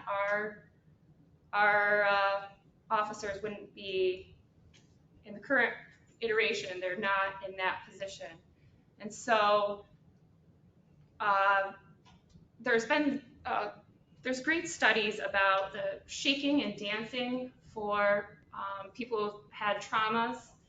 And so that's why it's good for emotional, physical, and mental well-being. And so even though it seems silly, the kids can come and get their wiggles out, but the teachers and the faculty, everybody benefits from the regulation that provides. It seems silly, but it's really good for everybody. And people in general have core deficiencies. They either feel like they're not doing enough, or that they're unloved, or that they're separate or abandoned. And kids really feel that too. And so when kids come into the school, and everybody comes into the school, they can feel accepted and loved And we have the opportunity to create this with the money that the school has put towards having school resource officers. And we don't need to stick with the idea that a school resource officer for Owego and Owego Appalachian is somebody who simply has a gun, part-time at the schools. I would like us to take this opportunity to not do this fear-based reaction and take it to try to create the best thing for our kids, for their education in the future, so that people want to move here and put their kids in our schools, that our schools are the best around. And I don't want that vision, and I don't think people feel safe. They go into school every day and there's an armed guard there. It has a psychological effect on people that there's a threat and they're living under, that they're living and being scared. We are living under a threat. We just don't know when it's going to happen. But this is our school kids, and a I have a school kid. resource officer I have a kid that's in high school. Yep. Have you ever met Officer Watson? People who, Laura, have you been to the school and seen what he does? He's outside greeting people, high-fiving the kids. They do all this. They know their names. Every single day. I know, because I drop off every day. this isn't what we're setting up in the agreement. That's what happens. Have you met our police officers? That's what they do. Community policing. They're trained multiple ways of de-escalation. They don't walk Without a around weapon. with AK-47s and stuff through the hallways. How many rifles you got in the car out there now, Officer Winchell? 2. I'm not scared you're gonna shoot me with us. When I was a teacher at the high school, there was Officer Venti. I think before that, there was Eric Hawkins, or Eric Watkins, I believe. He had the DARE vehicle. It was always there, right there up front. Everybody felt safe. Everybody knew who he was. I used to go there Saturdays with a group of kids. I was in the ski group. He was part of the ski club. Taught me how to ski. Guy from Manhattan skiing. Imagine that. And it was a big, happy family. Everybody was comfortable. And he was an officer. And he hung out with the kids. Right now, every Sunday, one of our officers shows up at youth football, hangs out. It's awesome. Well, Jeff had his hand raised too, a minute ago. Do you have something you want to I add? think we covered what he was probably going to say. If you want, I can add to that. Well, yeah, like Charles said, the SRO program's It's been in place. I graduated 20 years ago and Officer Venti was there. The program's been going on we've had SROs in the school almost 20 years. And Officer Waslin's office is right next to the elementary or the middle school bus entrance. So everybody that goes into the middle school and high school comes past Officer Waslin's office. He's out there greeting them. And within about 3 to 4 weeks, the SROs will know every student's name, who their friends are, and have had a relationship probably with their parents. The carrying of guns has been going on for years. It's been there for 20 years. And as a state certified police firearms instructor, I can tell you for at least 20 years, every police officer in the state of New York has been trained in active shooter protocol. And when there's an incident that goes on at the school administration is relegated to a minimal effect and it becomes a crime scene. And every police officer that shows up there is coming into that school with an AR-15 or a shotgun with the sole purpose of saving lives and to put the shooter down. That's what they're trained to do.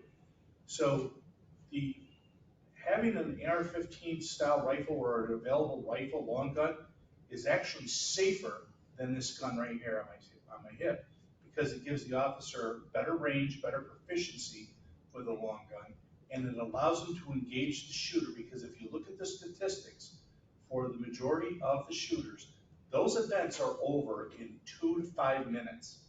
And that's the response time to the Owego Appalachian Elementary School in Appalachian. You're not getting a police officer there unless the trooper happens to be in the barracks. That's less time. That shooting event is over. There's multiple fatalities when you're looking for a card response. And by placing the officers in the schools with their pistol that they normally carry is all that's visible. And the long guns would be, if available in the schools, would be locked up in a secured location, a safe, so that they're not available to the officer if needed. Or if there's a potential threat, there's a potential to buy foldable AR-15s. They compact down, probably as small as my hat, go in a backpack, and nobody would even know what's in that bag if the officer was walking around with a backpack, unless they know that we're carrying AR-15s in backpacks, okay? But just understand that if somebody calls 911, and every student in those schools, maybe except for the elementary, has cell phones now. If an event unfolds, you will get a local, state, and federal response, and every officer coming to that scene will be armed with an AR-15 or similar type weapon or shotgun, and they will advance on the school, and their sole purpose is to take the shooter out. And that's the way every police officer's been trained for over 20 years. Thank you. I understand that. I think that's something that should be presented at the school board also when they're talking about this.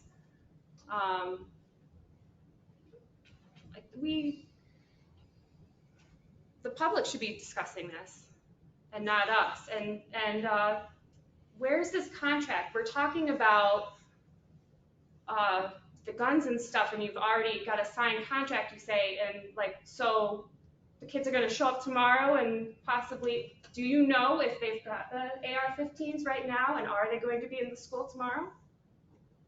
AR-15s in every car in the village police force. Yeah, but the people who signed the contract, I don't have any AR-15s either. what's in the contract? Are they having AR-15s in the elementary schools in the contract? I don't believe it's Says we are specified that sending it would be just a police officer, however they're typically armed. We don't specify details like that in the agreement. It's gonna be up to the police chief to determine what the kit would be for an officer in any given circumstance. So the school board did not say that they didn't cover weapons. I don't believe that we would allow the school board to dictate what a police officer should be carrying when he's on duty. And that's what these police officers are. They're on duty when they're at the school. Did anybody at the school ask you about the A-15s, whether they wanted them? They didn't ask where the officer would like them to be stored, whether an officer would like to carry around an AR-15 in their backpack or a locker or the car. It's between the officer and the chief. That wasn't, that's between the officer and the chief about the schools where our officers are carrying guns in schools for this contract, especially out of district. I want to know about the A-15, AR-15, out of district to the police officer. So I'm not positive that we would be discussing where the police officers keep their weapons in public information, because that is really very confidential policing information. If somebody was hell bent on doing damage, would you want them to know certain stuff? We don't want people to know where the gun is specifically, or at least, again, there's certain things about police departments and their protocols that are not public information. I think this would be one of them. I've watched the purchasing history. I know when the chief bought his flashlight. It's fine that you know what they've bought. My point is, they're not gonna tell you exactly when and where they have all of their weapons at any given time, because, if a police officer needs to make the decision that, the police officer is responsible for securing their weaponry. They are not, it is their duty to make sure if they leave it behind somewhere, it is very secure. And if they're carrying it with them, it's their duty to make sure that it is not going to get ripped from their hands, or that it's otherwise made obvious to somebody that in fact they're carrying a particular piece of weaponry or equipment, if they're intending to conceal it. Of course, obviously, if they're just carrying it in the open. But I mean, again, this is something that I would strongly recommend the village board not get into, dictating when, where, and how exactly police officers carry their weapons and equipment. How do you feel about when we had our school resource contract, that that was like 40-some thousand dollars, and you just renegotiated that and signed it away without pushing it by the rest of the board or reporting back or coming to this meeting to share that with the public to get any information, and you know, it's a $150,000 contract per year that you just renegotiated, and I can say I myself don't exactly recall the specific motion language. I know that I worked on a contract. I believe it was provided to the school board because they had a meeting at the end of August, and that was their last meeting before school started. So I believe the school board approved it. If the motion languages you're recalling was that the language would be presented to the board tonight, that's fine by me. I mean, the board can certainly approve it. If the board needs the agreement, Rod can go print it off and everybody can take some time to look at it. If the discussion at the last meeting was that if the language needed to be worked on a little further, we have a second meeting in September, and I think you mentioned the discussion included the idea that the chief could just assign officers to these locations, in the event that the language from the village's side wasn't finalized. I mean, there's easy paths forward here to moving this along. If you've got concerns, you've expressed them. If the board. I haven't seen them. Yeah, I haven't seen your negotiated contract, and we have our school resource officer contracts, and Rusty hasn't seen it. I haven't seen it. We don't like getting our information late or not ahead of the meetings, and this is huge. Like that was a big negotiation that you sort of did without anybody, without the proper group, and it's not on the agenda at any point for the public knowledge. Speaking as a parent of a child who attends the school here in Owego, I'm happy that we have an officer in place, just in case something happens. Who knows what's gonna happen, when it's gonna happen, and that's the fear. We don't know. But God forbid, if something happens and we didn't have this in place, something we could have done and we didn't do. Do you have a child in school? No, you don't know what that feeling is. To send your child out the door in the morning, you don't know whether they're gonna return in the afternoon. So if there's something in between there that can be done to quell that fear that all those parents have, having an officer there to greet our children, let them know you're okay, safe, you're here, and we're here for you. It's all right for me, because there's not much we can do. If somebody is hell-bent on destruction, they're going to do it, regardless of how many AK-47s is walking the halls in the school. But if one officer presence in a high school, elementary school, junior high school can deter anything from happening, just the knowledge of knowing that they're there, there you go. What more can I say? How do you feel about the school resource officer idea where they work with kids' emotional and health and there are guidance counselors in school that deal with those things. A police officer's sole purpose is safety in the school. You want to get him up, there's psychiatrists in schools. There are guidance counselors, principal, assistant principal. They have all that stuff set up before any officers walk into that. That's not his job. It is his job to make himself feel welcome. Laura, if you didn't sign that contract, would there be an officer there tomorrow? Yep. There would or would not? There would. Laura, one thing. I think the mayor mentioned and been mentioned by others, the village's police department engages in this community-based policing where they engage with the community as much as they can. I think that's what this officers are currently doing. What you're suggesting that they do goes well beyond that, I think.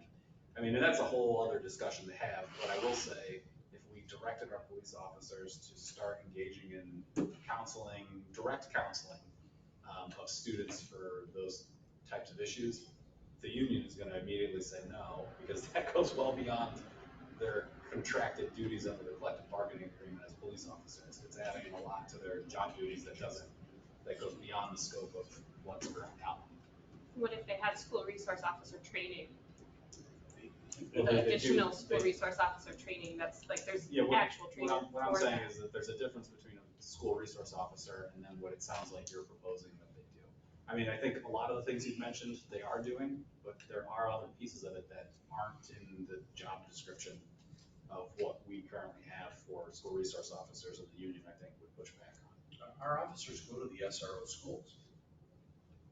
They take that school. They're trained in de-escalation. We counsel people in the street every night. You should come out and ride with me. I'm talking to people every night in the street, talking them down, counseling them, giving them advice on how to move forward in their lives.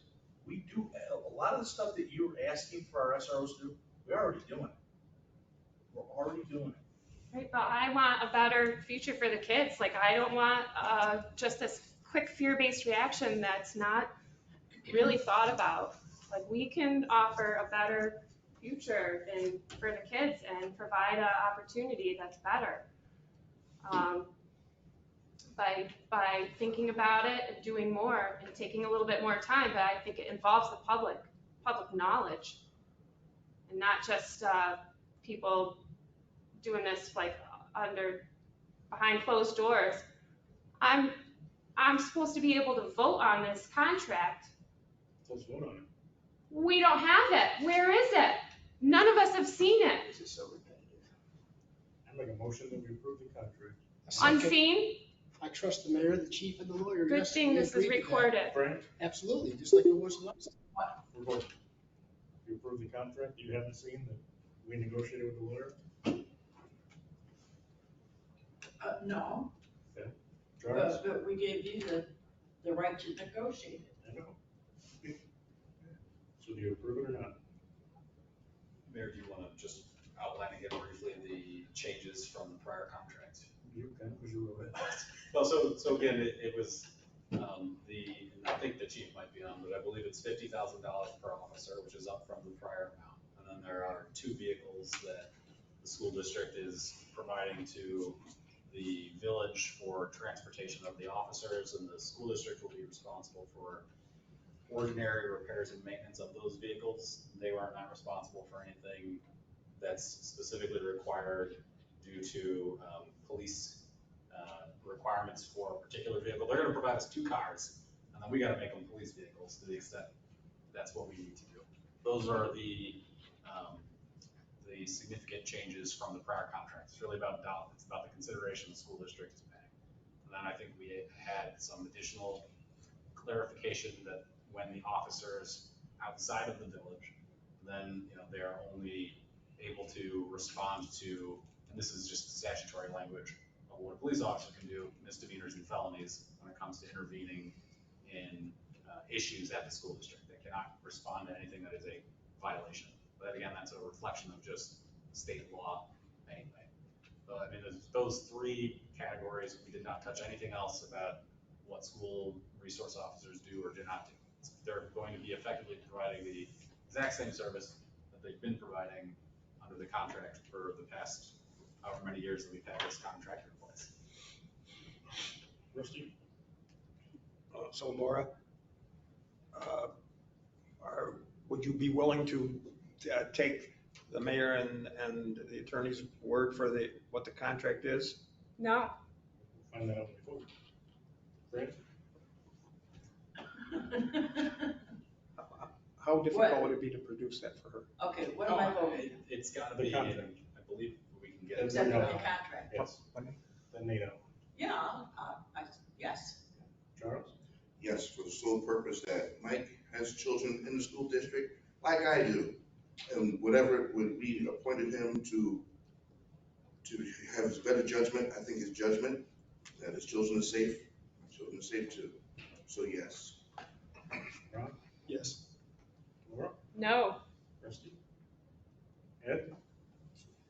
Yes. Rusty? Not supposed to pontificate when you're voting. I can't vote for a contract I haven't seen.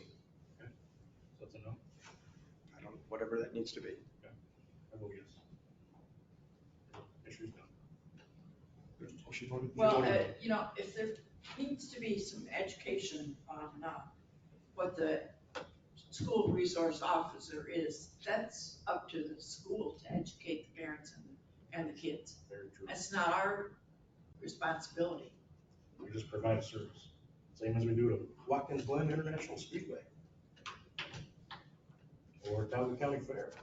It's also up to the parent to be educated. My kids love Mr. Wassel. I got a 4th grader and a 9th grader, and they absolutely adore him. And I'm telling you, he's in the school with his weapon, and after his duty's over, he comes back to every sporting event, dressed in normal clothes, and guess what he does? Hangs out with the kids. Whole day, whole night. He doesn't have to come back to the school. He does it, and he does a good job. I got an 8th grader. Are members of the public allowed to comment in the context of this meeting? Because if they are, I would like to say something. No public comment at the end. Okay.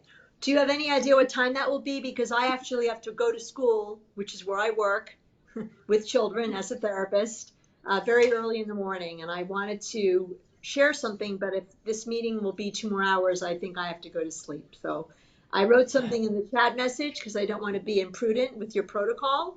So I'd like to know how you would advise me. Thank you. All right, well, we'll let you make a comment. Go ahead. Okay, so I'm sorry, what? What's your name? I see it's Diane. My name's Diane Weiner. I live in 11 John Street, and I am part of the Owego community for 13 years now.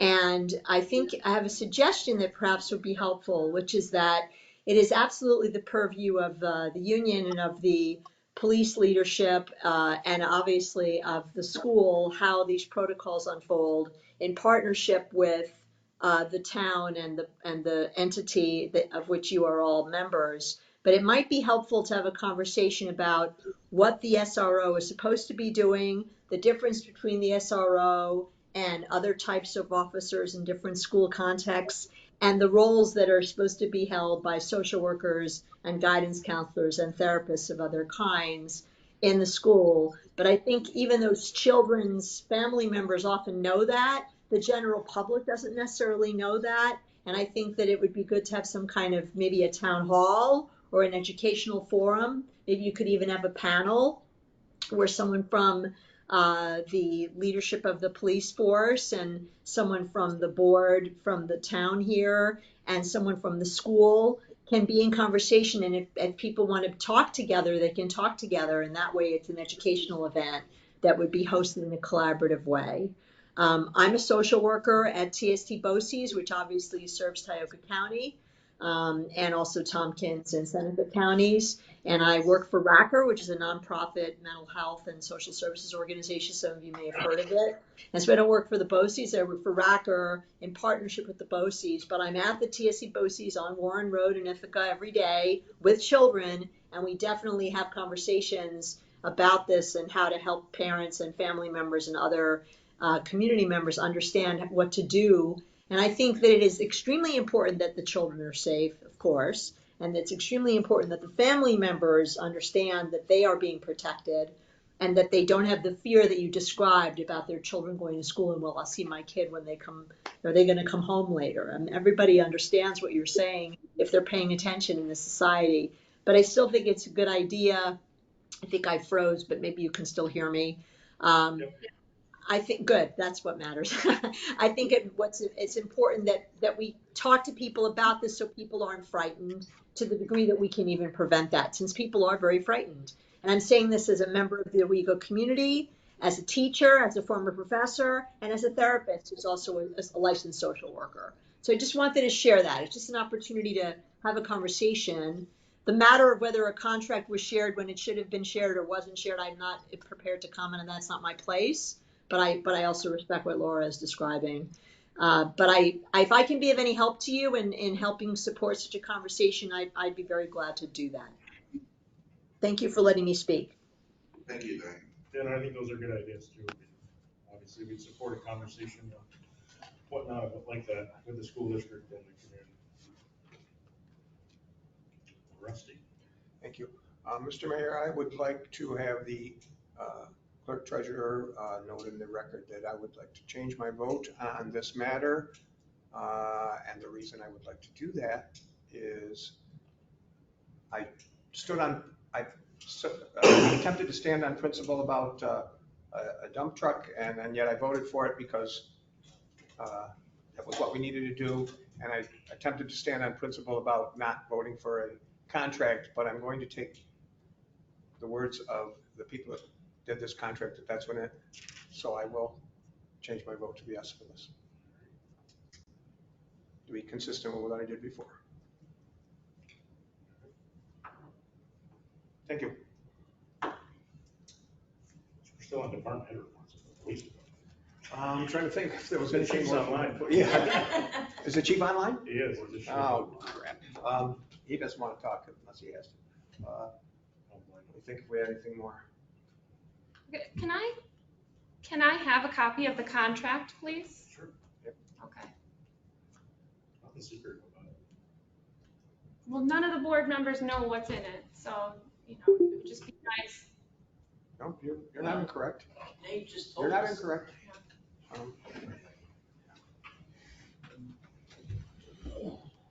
And if there's things in the contract that you find to be improper or something, bring it up to the board.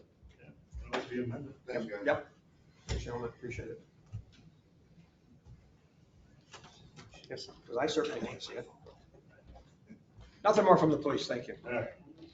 The clerk treasurer collected about almost $2 million out of about $2.3 million for taxes. Good deal. Is that typical?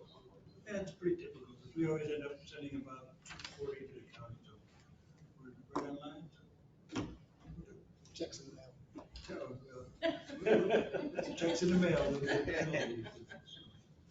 Should have brought it with you tonight. But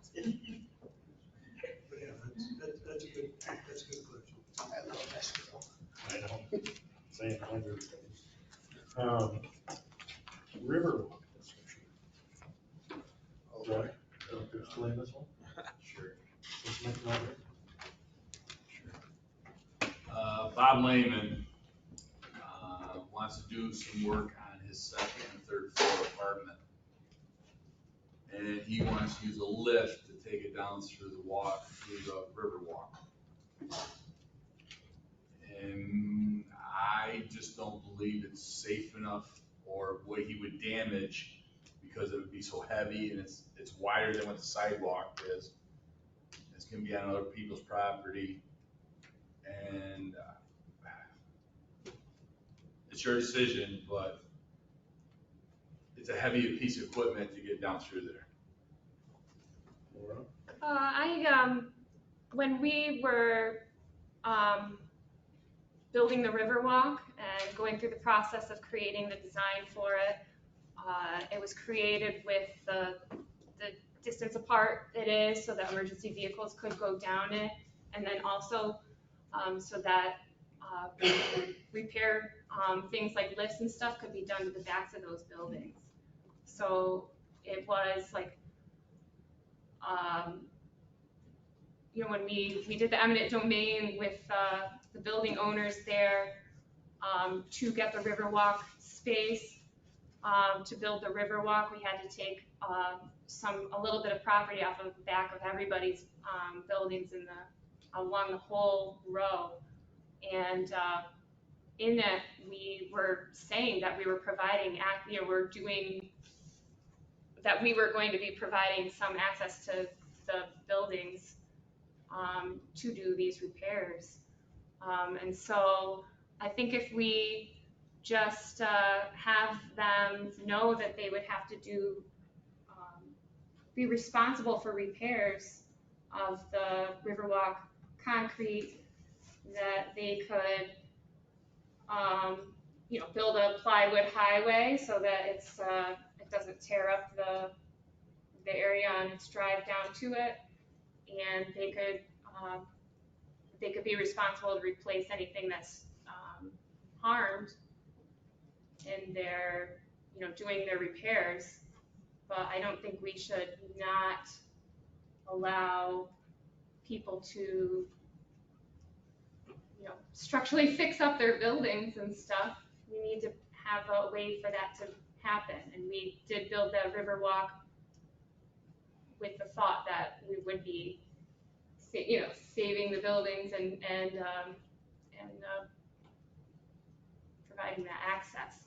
So I would be comfortable if allowing it with just the agreement that they would repair any damages that the activity caused. I think it goes deeper than just that, because you have to you have to close off the public access. So the mayor and I talked to Mick earlier today, and shows it Fred, but so it sounds like, because my first thought too, right, was, okay, well, an agreement that they repair anything if somebody hurts it or damages it, probably asking for a bond up front, so that way if they don't actually follow through with the repair, we can call a bond, so that way we can actually get it fixed, maybe ask them to put a deposit up front for potential repairs. But then talking with Mick about it, so it's a 4-inch thick concrete slab that goes hundreds of feet. The only way to get a lift in is through Draper Park, and you take it underneath the bridge. You can't go the short way, you gotta go the long way. So go all the way around. And then the height of the lift, so every lift that you might have, the longer the arm is, the heavier it is. And so this is from the back of the river walk to the 3rd story.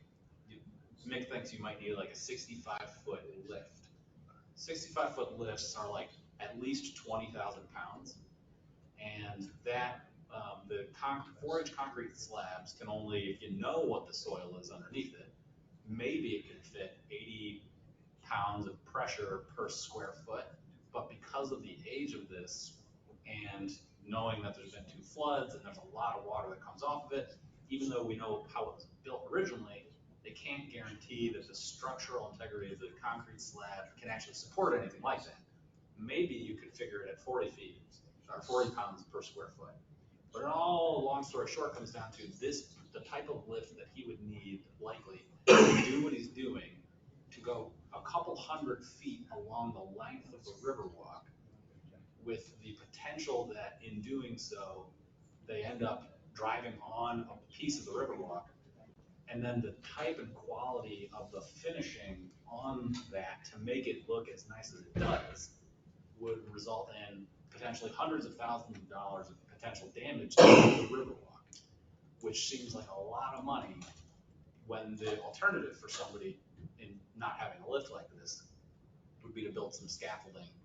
We're not saying that they can't bring materials down along the river walk in a vehicle or some fashion that is an appropriate one.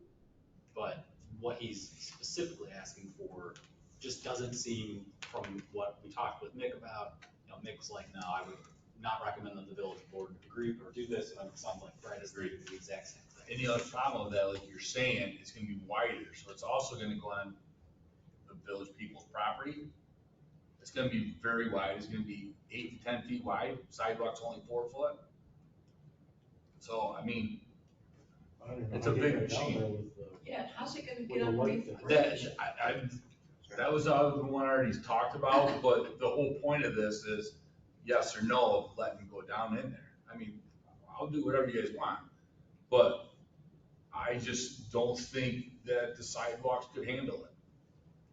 Yeah, that's 4 inches thick, so it's that thick concrete. Yeah, and it's a heavy machinery. We had the one over here just to lift all the rubber roof and everything up on our roof. And that's a heck of a lot wider than 4 foot to get it down through there, so. I'm just looking out for the village. If you let him go down there, you better have him bonded for a lot of money. And once again, that's that phrase, trusting in better judgment. And we are going to trust Fred's better judgment and trust what he says about that. I think if someone is going to do improvements to their property on the Riverwalk, we need to let them. That has looked so bad for so many years. And if someone wants to spend their own money to make improvements, if we can mitigate the damage to our property, I think we need to do that. And I believe that's a 6-inch pour. It's not a 4-inch pour, by the way. Rusty. We have a sewer line down there. If we put giant weight and shove things, can we damage our sewer line? We damage a lot of stuff. That's something that concerns me. And I agree with Ed, we need to promote them fixing their buildings, but Within guidelines. So why can't he do it out front and press it through a window? concrete. Yeah, do it from the street. He's gonna replace the second and third floor, so I'm sure he's doing windows. You know, if the board is inclined, because again, you know, Ed, I think you're absolutely right. Yeah, I agree with you too. I mean, if there's a way we can mitigate the damages for this, it makes sense to let somebody do it. Because we're talking about a potential for damage, not a guarantee. Maybe they actually can do this properly. But, you know, I said bond, actually, I think what would be better is bonds can be really hard to call sometimes under what's called an irrevocable letter of credit in the village's favor. So that way, if whatever the trigger is happens, you can just immediately start drawing on that line of credit. But in order to tell how much money we would need for that line of credit in the village's favor, I'd want some engineer to opine like, okay, what are they actually really looking to do? Okay, here's, if things go wrong, here's how bad it could go wrong. Here's a reasonable estimate, you know, and we want it to be higher than what I think you'd actually likely end up needing, because it needs to cover potentially really bad scenarios.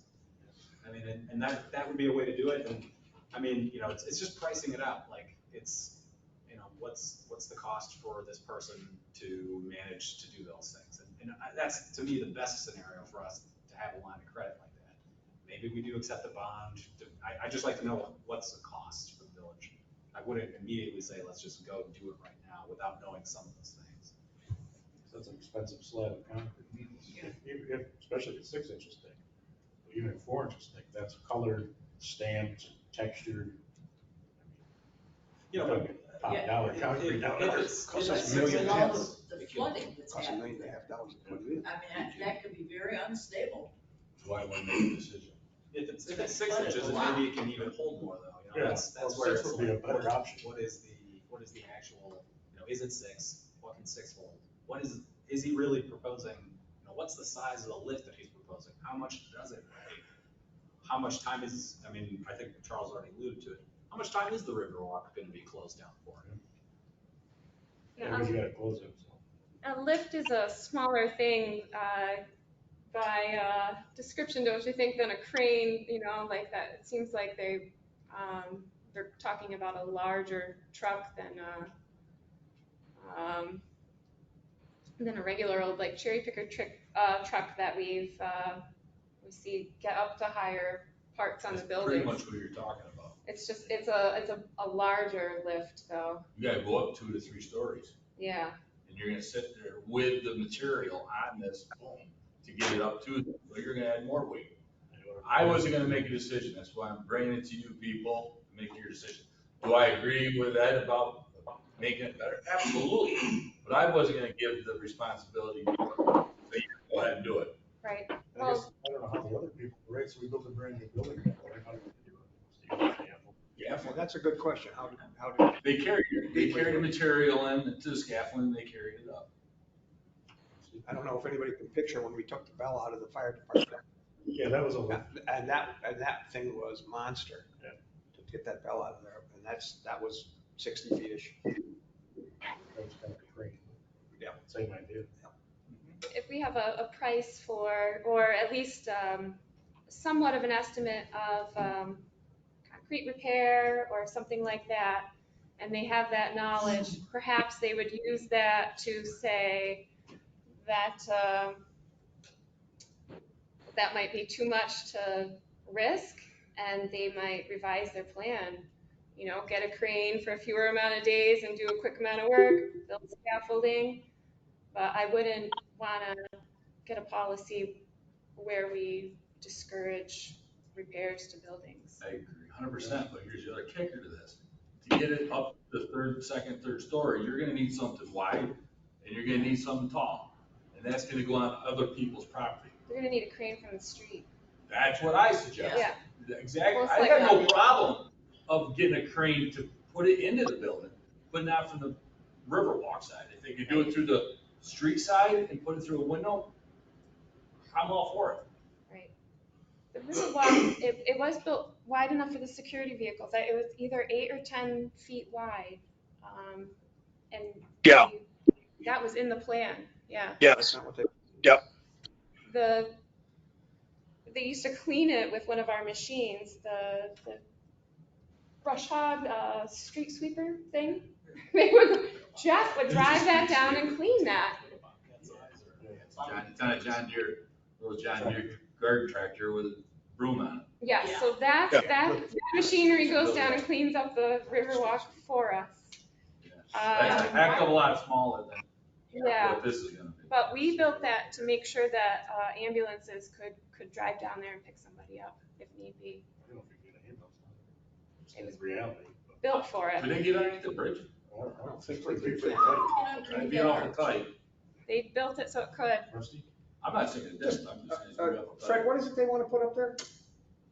He wants to get his occupancy for up on the second, third floor in, I'm assuming sheetrock and all that stuff, because he's redoing the second, third floor of his apartments. So he wants to just put material. Materials up there. Yeah, that's what it's for, that's what the crane's for, is to lift it up to these apartments. So is he actually fixing the back of the building, or is he just fixing the apartments inside? I didn't get into that, I just talked to him, he was talking to me about the lift and all that stuff.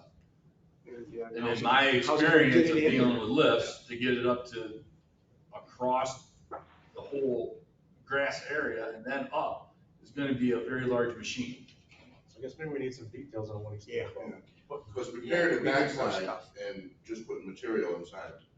It's still gonna have to be a big, I mean, you're still looking at 30, 40-foot boom to get it up there, no matter what it is. I just don't even know what's gonna fit. I think we need a lot more information on what they're putting up there and what the weight of it would be and where it's going in and how that would work before we can make any kind of a decision. Absolutely. Because I was never discouraged of fixing up on the back of that apartment. Right. I come across it, I see that.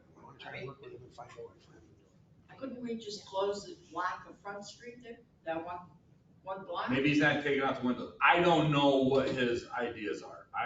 That was my suggestion when I was talking to Nick about it. I would think you'd need less of a boom to do it from the front. He's still gonna need quite a bit, because you have to reach across the sidewalk and then up, Yeah. depending on how much the load is bearing on that beam. Where's it going? How's it going in? Yeah, exactly. So I think it got boiled down to what Ed said, right? A lot more information, and Yeah. once we know what he's really thinking, then alternatives can be explored in more finer detail. I guess we should understand the design of that Riverwalk. I know Delta engineers designed it and put it in, so we get a hold of them. Yeah. Yeah, exactly. What it really can hold, so we know. Rusty. So let's take some of the burden and responsibility off of Fred. We're gonna, everybody, whoever's gonna do it's gonna find out a whole lot more information, and then it's gonna come back to this village board again. I wasn't gonna make that decision. Yeah, so it'll come back to this village board again, does that make Well, good sense? and Fred, I think because the Riverwalk is a park, that the use of the park like this is required to go to the village board anyway, so. That's true. Thank you. More info. More info, yeah. Yeah, let's find out what he wants to do and what the Riverwalk really will support, or what it was designed to support.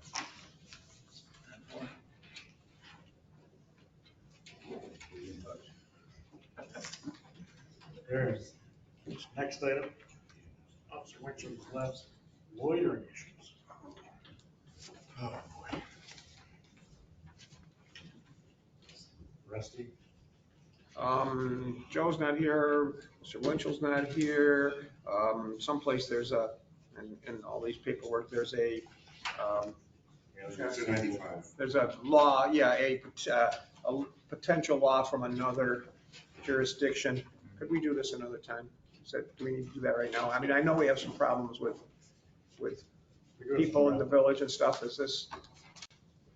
So very briefly, when I did look at this, I also looked at the village's parks law. And I think there's a lot of opportunity, because my understanding is the problem is associated with parks currently.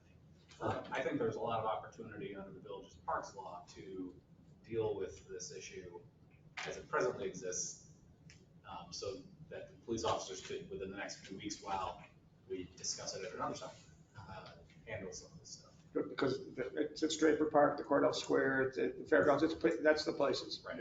Currently, your parks allow and prohibit a lot of different types of activities that allow camping, for example. Yeah. It's just gonna be worse. The longer think that it it's extends- people out now. I just saw a couple yesterday that's no longer welcome there, so I mean, we're gonna have to try to relocate somewhere. It extends further than that, because I'm at the Best Western, and they come down there. And they go through the dumpsters, they harass people. You see it all the time. Extends further than that, because Yeah. they're invested too, by the rest of them too. Because my wife deals with them in the daycare, hanging out around the parking lots. So it's not just an Owego thing. It's fine to relocate, but I mean, we're still not scratching the underlying issue.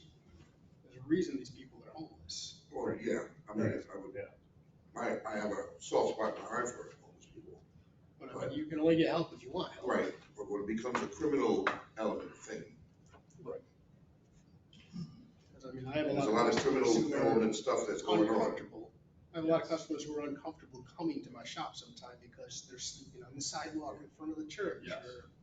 Or They're in Marvin Park. There was two guys in Marvin Park that I wouldn't want any of you women walking down there alone with. I've had a couple of my young ladies come in, like, they're so disgusting, which my wife, being John Wayne, goes out and Sure. throws them away. I went down I take my rounds around the pool and make sure everybody's, and there was two guys down there. One was like, he was definitely on something more than whatever. And the other guy was banging two rocks together. And it's like, yeah, there's something. Yeah. Yeah. Huh? I've run into them. Yeah. Yeah, it was fine. I'm telling you, I wouldn't want okay. any woman down there walking by the pool if there's nobody around. Or I was scared too. I was almost talking. I just think it's something we should be thinking about. Yeah, this is, we're looking at the thing from Hempstead. Most of it, it's not terribly pertinent, and yeah, we need to do a bunch of work on It's this. like Nate said, a lot of it's in our parks law. Yeah. Which doesn't help if you're on the sidewalk. But is there a place where they're emanating from? There's some information there from the Yeah. police department, which we'll talk about later. Okay, because I think we should get that. Yeah, it doesn't solve the root of the problem. Yeah. I don't know if we can solve the root of the problem. We can try. Something. Yeah, good luck here. Go the other way. Yeah, Right. good luck. Not within your. It's coming. All right, Do something else. grant writer discussion. Again? You had the idea. I had the idea. I would like to see grant writer for the village.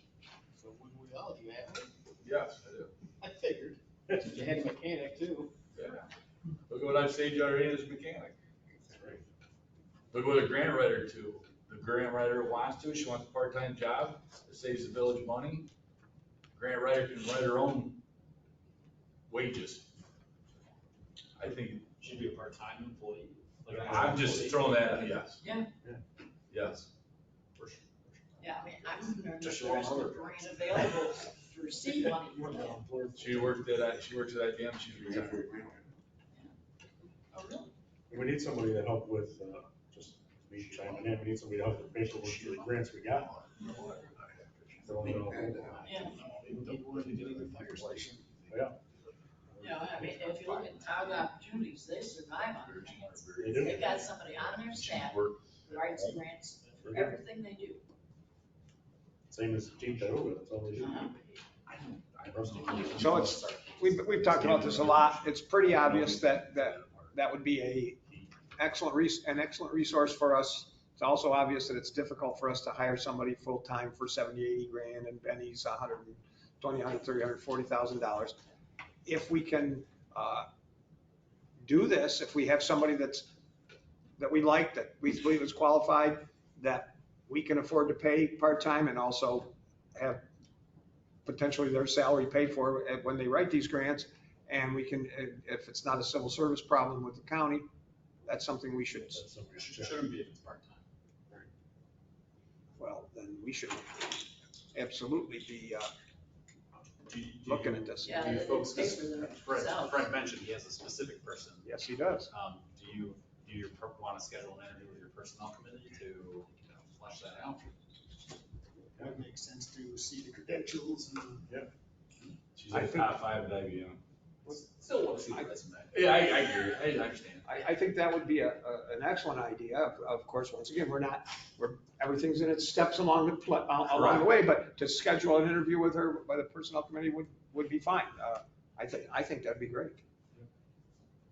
I just think it's time for a grant writer to write stuff for the village and not worry about the county. Well, we got enough of our own grants that we need. Exactly, and that's what I'm saying. The girls in the office need help. Yeah. Yes, because we're also talking, not just a grant writer potentially, but also a potential grant administrator also. I mean, she's gonna write the grants, but she may. It's not scarable. What's that? Yeah, exactly. It's not scarable. Yeah.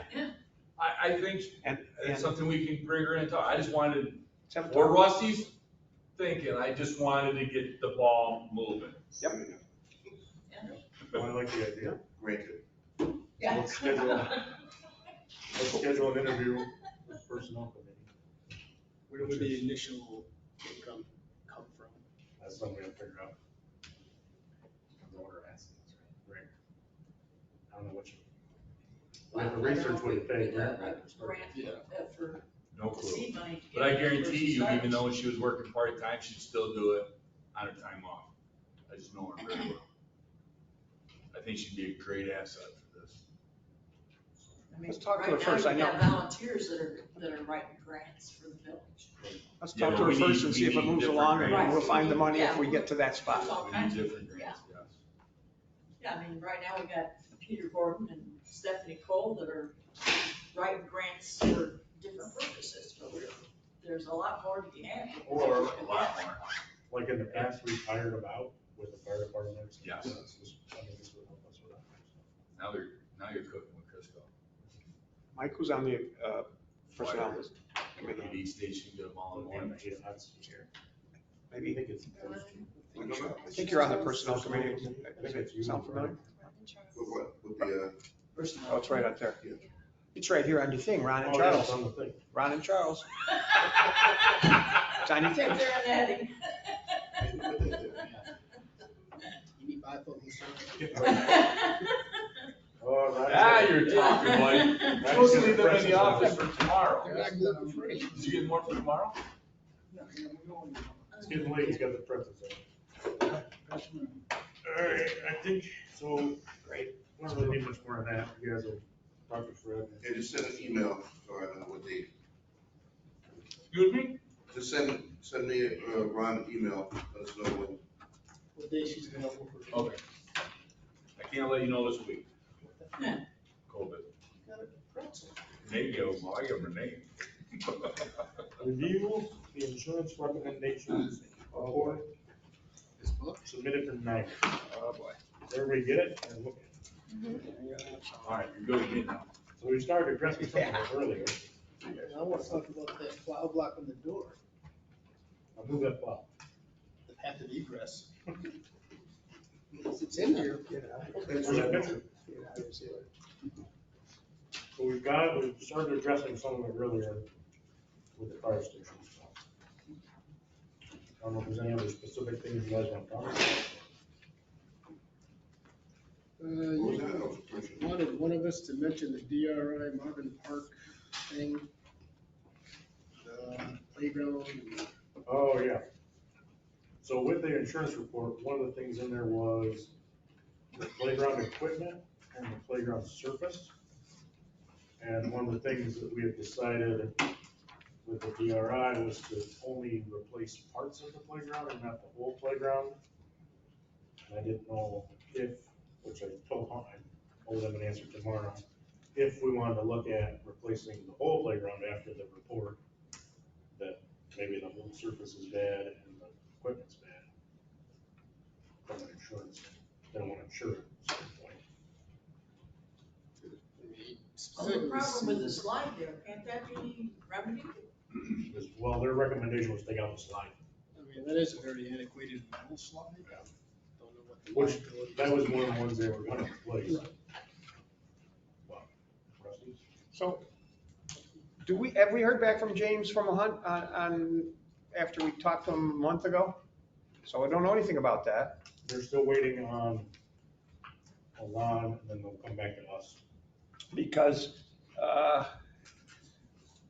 I'm not sure if he was on the same page that we were on. I think he wants to take a whole bunch of money out of the potential basketball court or whatever, and take a whole bunch of money out of the playground so that we can have a giant deluxe skating rink. And I don't know that that's where we were talking to. What? That's what I'm trying to get, so Yeah. to steer them the right way. Yeah, because, I don't know that he was exactly in the same place we are. So we had talked about the playground. Because he's looking at the skate park, just as a DRI update. He's trying to reach out to a skate park designer and told them that we might have about $500,000 to spend on a skate park. And they kind of sort of laughed at him. Said that's not really enough money. So he doesn't know, do we scale back and like not even talk to them and just do a modular design, which Hunt can basically do for the skate park for like 300,000? And then funnel the money back to some of these other things like the basketball court and more for the playground? Or do they go the $500,000 route for the skate park and try and make it better? So but many of us have looked at it and thought about it and this and that. And once again, we have the concrete slab that it's on right now, certain size, certain stuff. If we take this whole thing out and build a new skate park, it's $1 zillion billion. We got that slab, and some of us were thinking around the skate park, it goes downhill, a couple of different directions. What if we build another small slab downhill, and concrete down to it? That's a whole bunch of that uppy down stuff, and it doesn't. And then maybe just some of that add-on stuff on the upper part. And maybe that's not $1 zillion. I know I asked him about that, and he said the current concrete slab needs to be resurfaced and redone. So once again, if we take basically take the whole thing out, now we're talking more money than we have. A lot of the equipment in there, I'm not a skateboarder, but it does look entirely safe. No, but it didn't show up in the report. I was very surprised it didn't. I mean, they were looking at taking some of these barriers and putting them there. There is one barrier over there now. Did they bring one over? Okay, I was wondering about that. Because that's an improvement compared to what's over there. And I've seen somehow some they skate parks. moved it to the way they wanted it. I don't know how they did it, but it got moved. Yeah. I mean, there's some things that could be, if you come down 17 and you look on the right, there's a skate park. You ever seen it? I didn't know it was a skate park, but it's there. Huh? I don't know what it's called. Yeah, it's Marshall Road. It's on the right-hand side. Yeah. It's like a beam or something, and it's behind something. Yeah, it's just past that fireman's training. Yeah, if you blink, you miss it, but it's there. Yeah. I thought it was a modern art exhibit at first. That's what it looks like. But they use that stuff. They use that stuff. I didn't know that's what it was. Yeah, that's a skate park. There's one in Binghamton, if you go through the spaghetti up there. Down in the Sherry Lindsay Park? Sherry Lindsay on the right there, yeah. Yeah, behind Big Lots. BMX track, didn't it? Yeah, I think something like that. But they have that in-ground half-pipe stuff you find in They have a much LA. bigger budget than we do. Yeah, but somewhere in between, there's stuff that could be done. So I guess what's our priority? Do we want to replace the whole playground? Do we so right now the path they're going down is replacing components of the playground? Yeah. I think he needs to talk to us. I thought we had a work set. I have numbers here from when we got together. We were talking 300,000 the playground, 300,000 in the skate park. Right. Then, of course, the entrance was on there, which had apparently gotten downsized. The basketball court, And the some tennis of court that is no longer a thing. Some of that was like bogus estimates from. I think that skate thing has to be good. I mean, that's geared towards teenagers. We gotta take the teenagers, give them something to do. Besides tag the park. So I went and looked at that a couple more times at the playground, and this is just a casual opinion. I don't know much about this crap, but the monkey bar thing, it looks nice and modern and good. The thing with the little plastic slides and stuff, somebody said one of the plastic slides maybe have a little crack or something in it, but that looked modern and good. The little whirly merry-go-roundy thing, that's old and tired, and that probably should go, and maybe the metal slide should go. I think that we can keep half of that playground. We were talking about putting in a $300,000 all-new plastic for things and stuff. So what we gotta do is we have to do something with the ground. And all the new stuff showed us doing stuff with the ground, so we gotta do something with that. Maybe we could keep a bunch of that stuff and maybe add, I don't know what we had to do for disability or something, but maybe add one thing instead of the 3 or 4 things we were gonna add. You could add things for kids between the age of 1 and 3, that'd be great. Okay, there you go. You want to drive all the way down, but we could do that. We can do less money on that playground. So that's the path he's currently going down. So I guess, do you want me to tell him to keep going down that path? I think that we can keep a bunch of that and do the things that we need to do and just add one more thing or something like that. And there's other things we got to do there anyway. And they are supposed to be coming back to us with updated designs in the next couple board meetings. He's trying to get a hold of Alon, which he's having trouble getting a hold of, and nailing down where they are with all their designs. Our parks and river walks. Yeah. He doesn't want to come back 100 times, maybe. So are they talking about a repaving of the basketball court? Yeah. Okay. We're talking about. They actually use that weed grown thing they got now. People come there. I know that the bunch of people didn't like it or didn't think we needed it. I remember hearing some. I still think we could put on that size of thing we have with the repaving, we could put a basketball court, and I still think we could put 2 pickleball courts there. And I don't know why people think that that's not a thing that people will use. Oh, they got them at the boys club.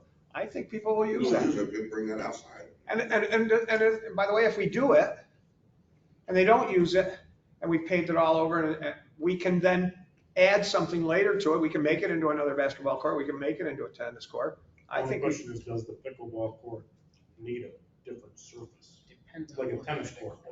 Yeah, I was looking that up online, and some of them have a slight rubber surface, some don't. That's something to find out. You can use a driveway, you can use a concrete, you can use anything. It's like blacktop or basketball, you just blacktop it. It's cheap. I think you can use blacktop. And I've never personally played the game. No. I know tennis, you need like special concrete, which is expensive. The ball is just like a wolf. Yes, and this idea, but my goodness, we gotta have big giant fences because they might hit the ball over to the basketball players. It's a wiffle ball. I just think that we should consider that, the basketball and some pickleball there, and not $1 million for that, however much we can get away with there. A half of a playground, however much we can get away with there, with using the stuff we have And back in the good old days, you had those stencils, like they did the hopscotch or skelly or whatever. Kickball, Foursquare. And well, when you're doing that kind of stuff, if you're doing that, the basketball and the other one, you can paint in various other games in there too. Yeah. So that can be done. So that, all those things, and once again, it's gonna be more money than we think, but instead of 300, maybe 150 for those kinds of things. Maybe 150 for that basketball. Maybe that's not enough. Maybe 150 for the playground. Whatever has to be done for that much. We're still not going to be able to get the. Like up in Norwich, they've got these really cool basketball things that are laminated, like basket goes like that, but it's all laminated, sticks out about 10 feet. Up in Norwich. Talking about the backboard, or what are you talking about? Okay. It's cool looking. But Norwich has they do the whole street thing, and they put on like 100 different tournaments at once. The street, they do all the street stuff. And they have a couple courts that are just So now back to the skateboard, just maybe, I don't know. Find a way to use the slab we got there, because if we're not doing that, we're in trouble. And I say, can we add a new slab, a small slab? Can we put a thing down? So that becomes instead of that becomes the chute down to the lower slab, and they'll be going up those chutes and all the other kinds of things that you have to do that. And then maybe have one of those add-on, like the little curly thing that, whatever that is. Well, the thing that something track that you put on. A little roller coaster. Yeah. I can barely walk, I'm not getting on wheels. Because if we try to put a new slab on top and put all the giant concrete things, if anybody's gone to Ithaca or Rodney's seen and looked at that, it's a nice thing, but it's a big chunk. They're expensive. So maybe we could do something like that. I don't know, but this guy doesn't want to do it. He wants to do more, but maybe we put that on top thing and the upper top and some other thing, and maybe throw another piece down to a smaller piece on the side. I don't know. So I think he's on the right track. I'll get him to come to our next board. You know, another thing too on the basketball court area. I mean, we probably need to replace all the fencing around it, all four sides, just replace, you know, what's damaged. His idea was you might not need fencing. Right. Depending what kind of stuff you're doing in there. Unless you were going to try and. Basketball, you don't need fencing. No, you don't need the fencing. Fencing was there because there was tennis. Tennis, you do need Yeah, and the pickleball, you don't really need fencing. It's a wiffle ball and it ain't going very far. It ain't going very fast. Whatever. So that, you know, if you don't need fencing, saves you a bunch of money. Fencing's expensive. Tall fencing. Yeah, it's all. I prefer we be really creative and work within our means, and, you know, the 300,000 for the skate park, and, you know, just, they do like, concrete and broken down things, and we can give them a little bit of a concrete jungle and maybe not the latest, but I think people would be happy. Yeah, we're not The gonna little make touches everywhere. the best skate park in the world, so we should be able to make better than we got. We have a usable space, usable safe space in our park. Maybe not world class, but a good place, safe place for everybody to be. So I think the light touches, you know, obviously the equipment on the playground that they've identified, we could remove that now, because, you know, we know it's unsafe, and then we know that things are coming. You know. So we could, you know, the thing with the divided joint and the, what was it? It was two things. Well, one was just the surface. Yeah, the surfaces. Yeah. Which we can't really fix that. That needs to be changed because of the rules about surface and stuff. There's So some we gotta do rules for something. playgrounds that say if you fall off something, you have to not break an arm or something. We don't have to take the slide down. All we have to do is not have this thing sticking up that somebody can get something caught on. Right. It doesn't mean you can't take the slide down eventually. We But should fix that. Right now, we should fix. we should fix that thing, and then we'll decide But later. slide was one of the ones that was supposed to come out eventually. That thing, one thing holding it together. Yep. It's always a master key. We'll find out. Is there like sort of a spot treatment where you just do the area underneath that equipment, and then the rest is all grass, and you're mowing Yes. around? Yeah. Okay. And so that's kind of how it is now, but they're saying the area we have underneath the equipment is not deep enough. It doesn't, there's special playground mulch. That's The like bouncy stuff, bouncy. yeah. And we just have like chipped up trees in there right now. Chips, yeah. Old Christmas trees. Yeah, so the DPW collects. That's what they use the lunch pumps. Hot air go down. So many times. And playground stuff's expensive, which is why we just use regular drainage. You had 12 rolls down those lines. So are we all kind of in the same feel about We're kind of at the end of playground season. Yeah, we don't. I don't know if I fixed the mulch this year. I mean, you roped it off for 2.5 years. I know. So are we all in the kind of general? 5.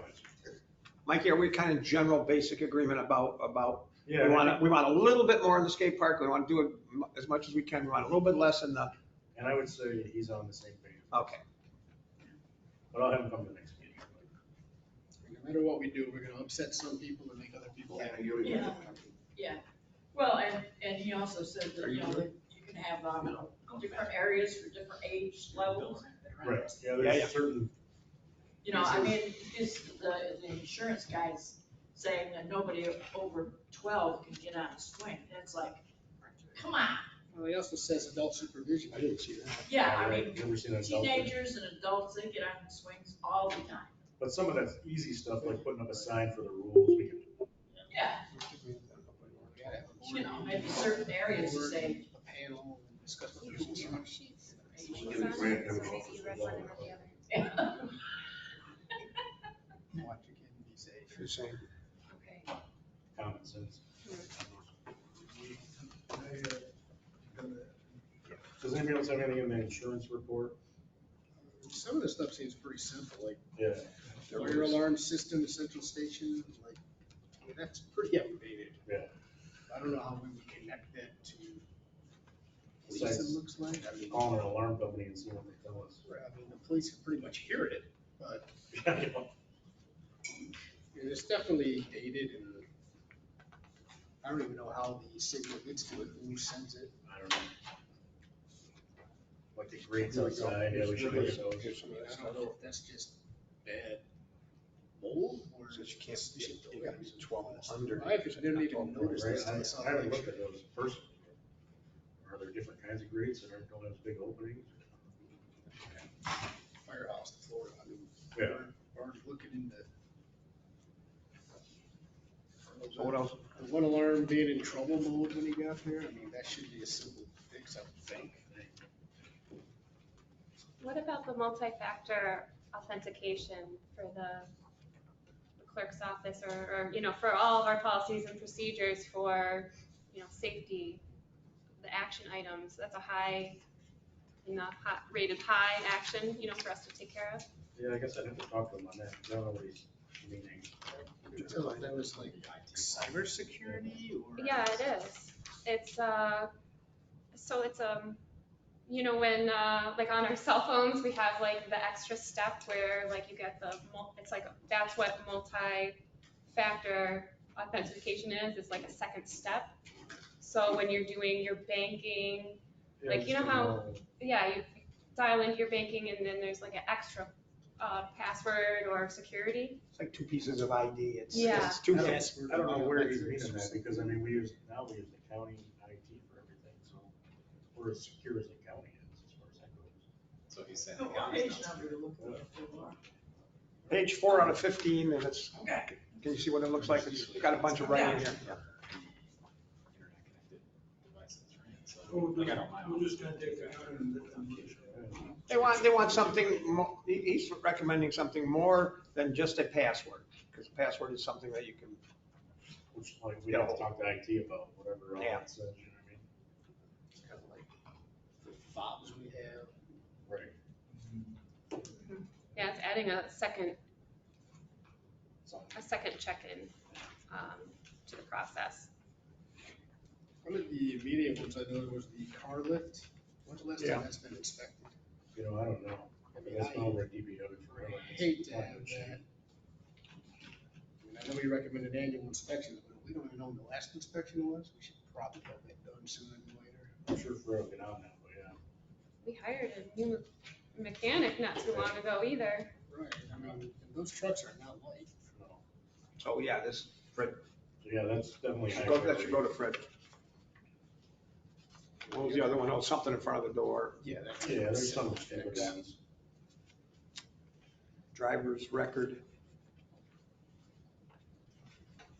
Which we should be pulling abstracts anyway, Yeah. every year for anybody driving vehicles.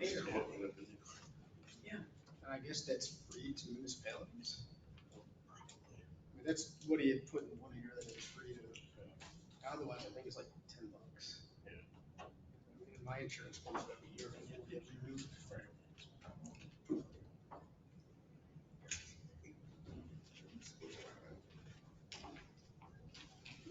It's definitely something we should. Oh.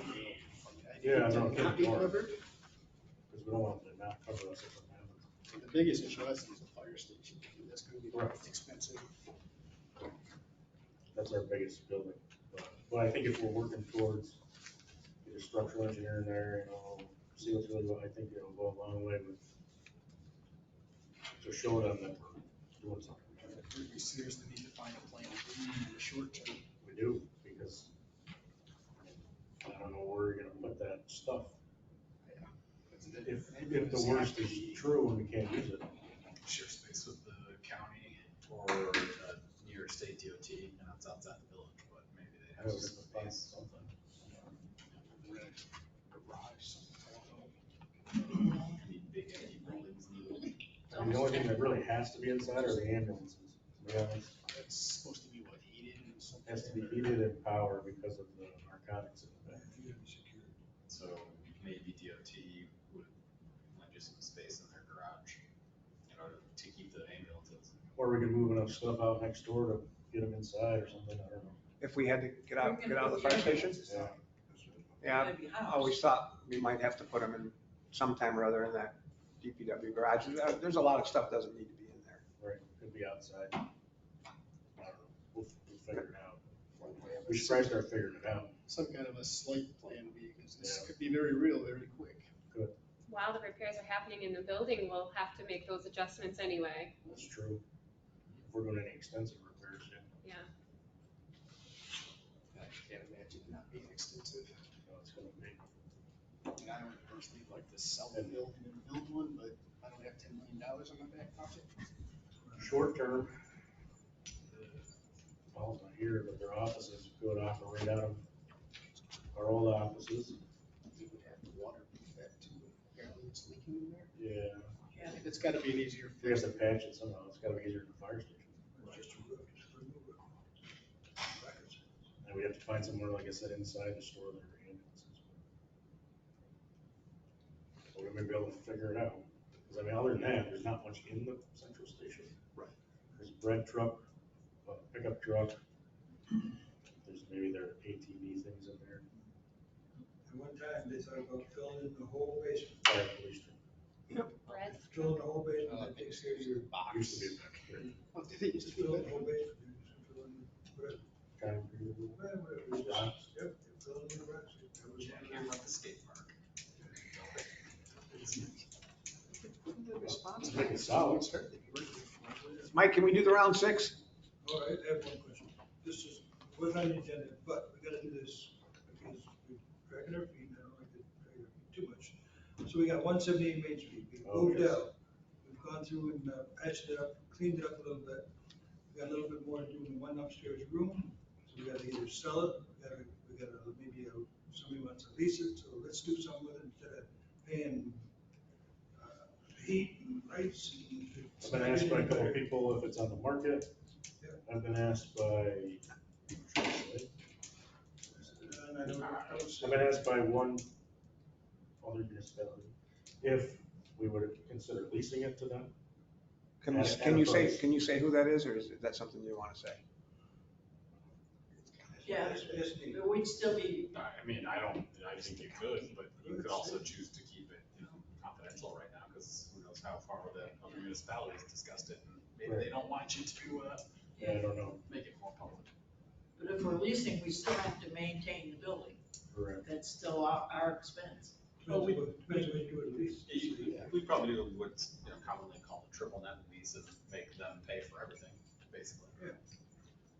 We don't have to shovel it, we don't have to do. I'm gonna lease a car or something. All right, so Tell you. I have some suggestions, and we'll do that another time in an executive session then, so that we don't be talking about real estate in this. I'll put it on the agenda for next. There we go. Yeah, but I say I want to, Also, so. There are some interested parties in. I mean, if you're talking about specific negotiations with a particular party, then I think an executive session for that. that's what I'm could talking be about. okay. That's kind of what I'm talking about. Should we get it appraised? This is my question. Yeah, we should. I think, consider. Or, If it's sale that you're talking about, if you're talking about Yeah. leasing it, I think you don't necessarily need an appraisal. But, I would want some market research by a broker telling you what's fair, but it's not. Some kind of real estate agent. Yeah, but not a full board. So do we want to give Rodney permission to get it appraised by a real estate agent or something, so we at least know what we're talking That's about? gotta be the first step, I think, before even considering selling it. Let's do it. And, we need to have people who think about research. Yeah. Let's get some numbers, and then when you have your executive session, you can do it. I'm very happy with that. That is in figures. But we don't wanna let it sit there, it's not doing us any good, just. No. And Use money. yeah, that's. Get some tax money back. Lisa, this might be worth it. We need some money for the firehouse. I want to trade it for a dump That's truck. the money to start with the grant writer. There we go. Turn into a suitcase. Oh, really, if you get a good grant writer, they'll pay for themselves after a year or so. Homeless hotel. Yeah, there we go. Okay. Moving on. Round six. Yes. Resolution for Restore New York. So, quick update to Restore New York. The county team there used to have to make us, they used to have to go through us to do projects in the village. They no longer have to do that, but they do need a resolution that we support the project. But from that point forward, they'll manage it and do all the paperwork.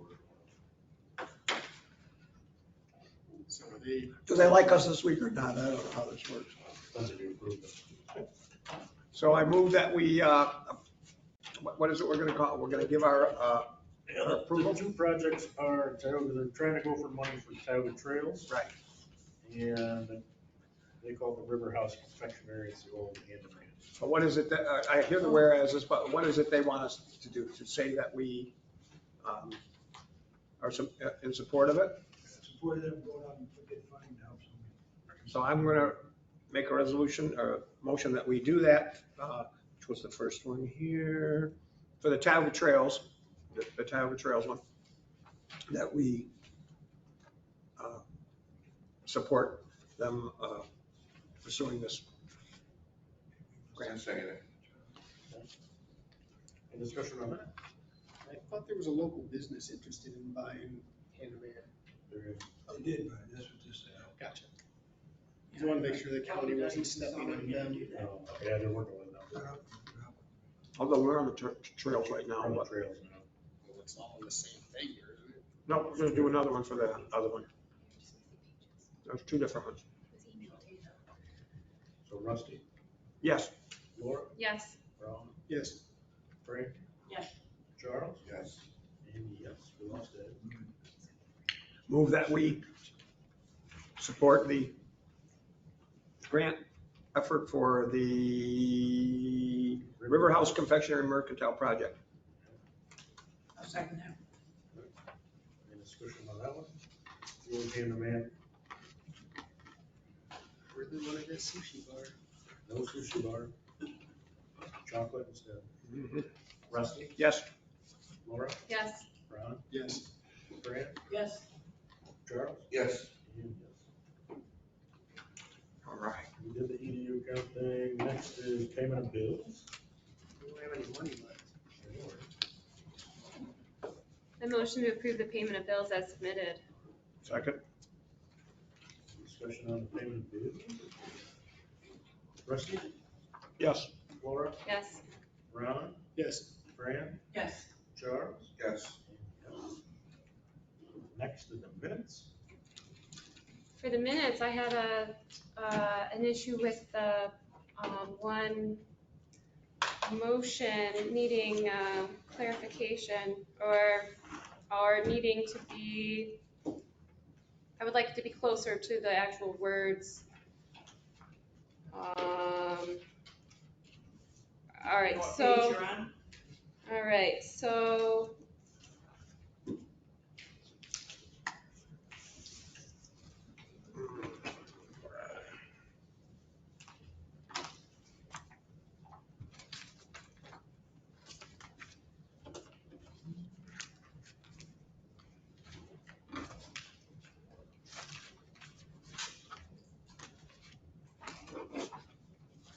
the bottom of page 3.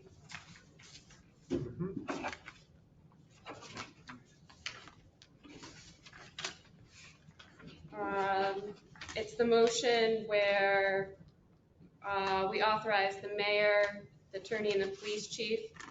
It says making any amendments to the present contract and working out the details for a new contract.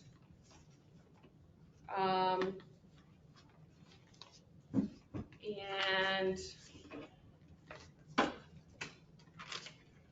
wrote down the words of what was said in the meeting.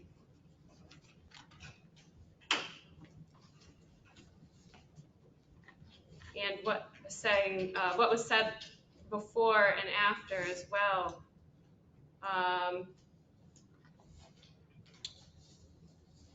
Rusty motion that the mayor and the police chief and the attorney negotiate a contract with the Owego Appalachian Central School District for the village and supplying SRO service, a contract and or an amendment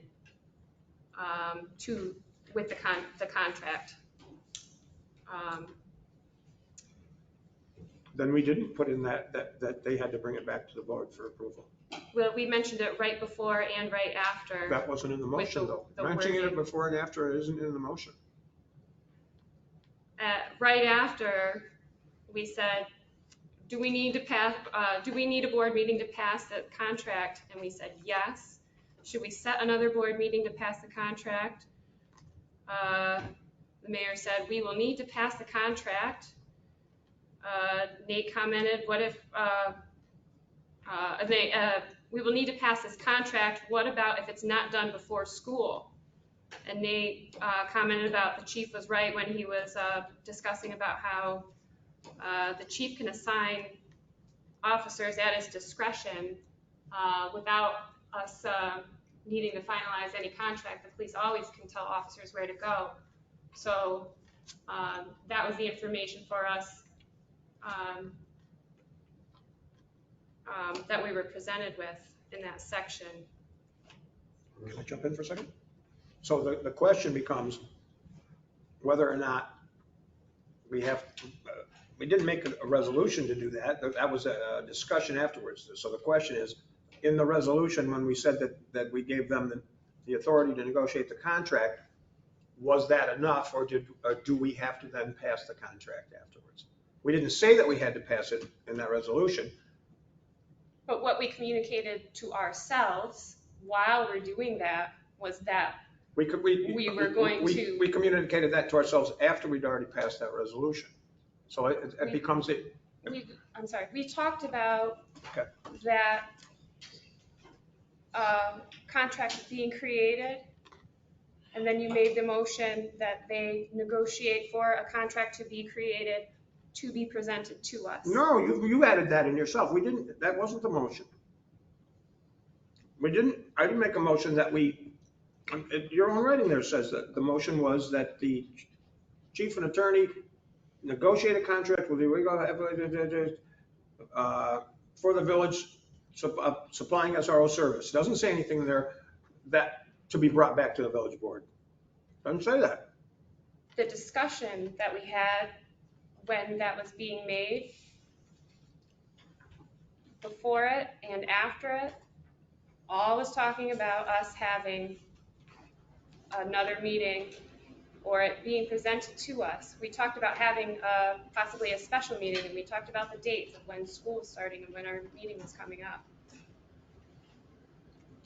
Talk to Nate. I'm just saying either the law requires that we had to have another special meeting once we got the contract to pass it, or it doesn't. If the law required that, then that's what we needed to do.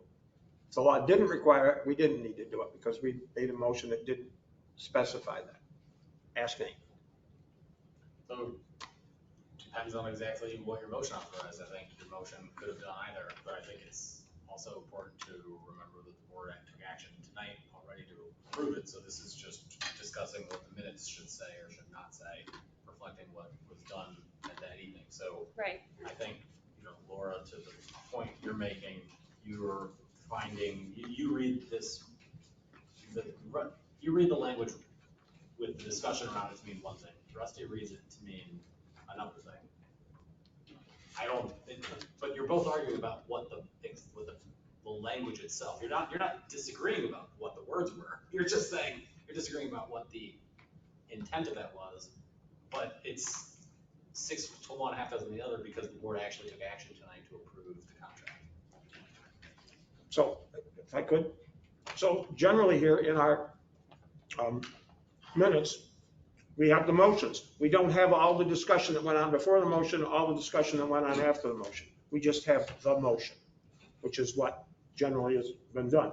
It doesn't say, and they said this, and so-and-so said this, and so-and-so said this, and Nate said, oh, we're gonna have to maybe have a special meeting, and then somebody else said, oh, maybe we're gonna have to call one of them.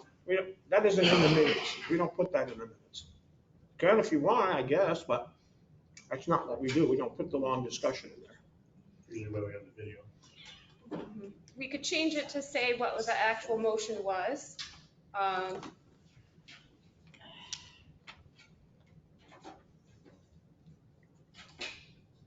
Is that what it actually was?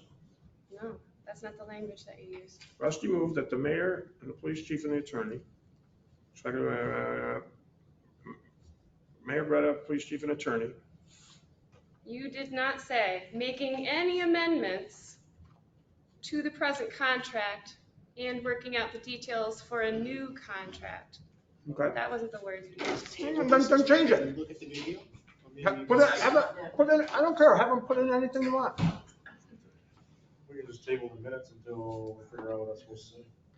Lawrence, without Go saying, back and watch it tonight. Lawrence, send it over verbatim, amend it, we'll do it next time.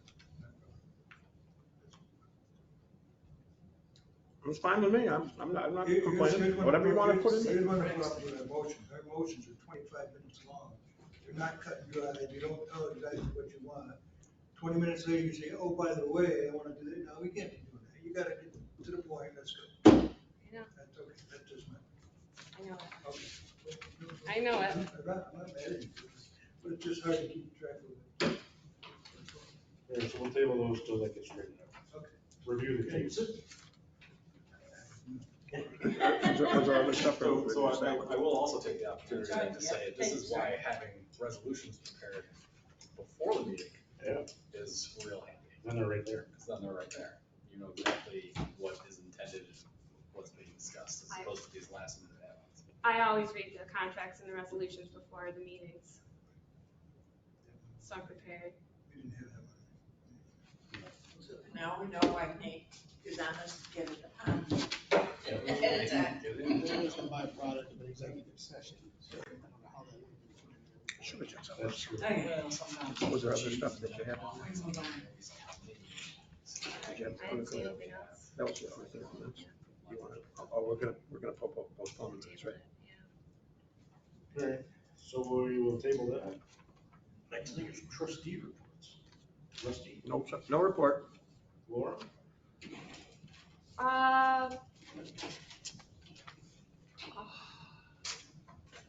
We had a meeting with the Army Corps of Engineers. The action committee for the Climate Smart Communities Action Committee that is trying to be formed. So Julie and Kevin and I and members from the Army Corps of Engineers, we had the Baltimore and Boston regions on there. So they walked us through a couple they walked us through the services and the things that are available for our area or could be available for us. And there was 2 federally funded things that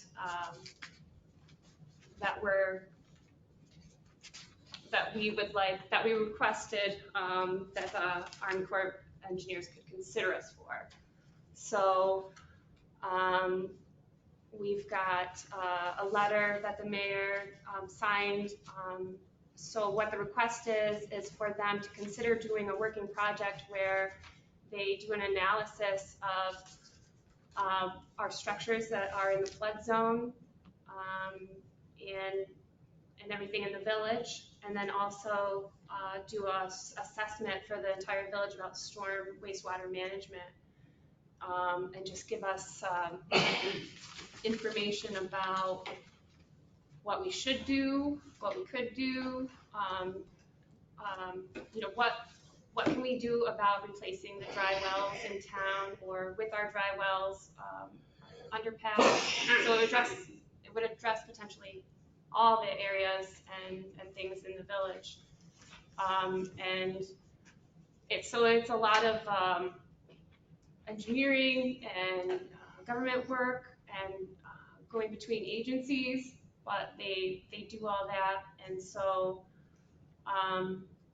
it's a long-term project for us, but they are seriously considering helping us.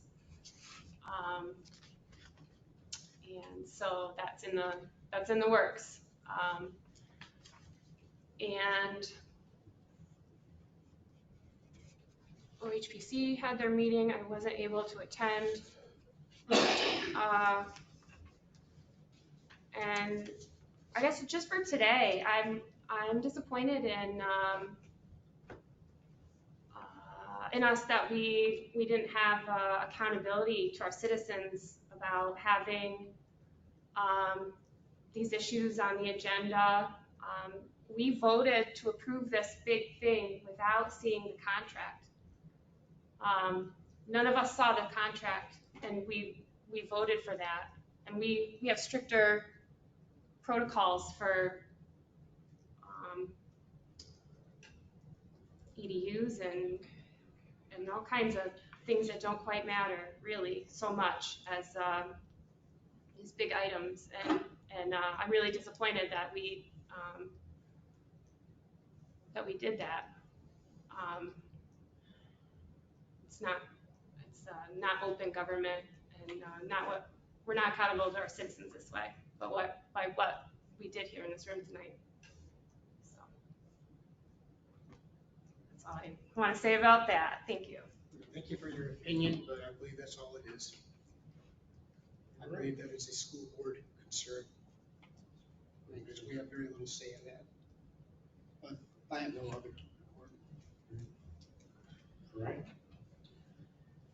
Okay, well, Rod made a boo-boo in our minutes in the last meeting. I had reported that Mildred Faulkner Truman awarded a $10,000 grant for the parking lot at the chapel. And that was a letter that they had sent to the Friends of Evergreen. And then they sent them a check for $25,000. And it's like, oh, wait a minute. Well, and they got back to him and said, oh yeah, we want you to have that 25,000. So, and Rod, I'll give you this one, okay? So Rod already had that in, he was predicting, I guess. So, yeah, along with that, we need to have a survey, land survey done on the property next to the next door neighbor. So we need the deed to that in order for the survey persons to look at it and then do their line. So you need to get that deed to Fred, so he can get that done.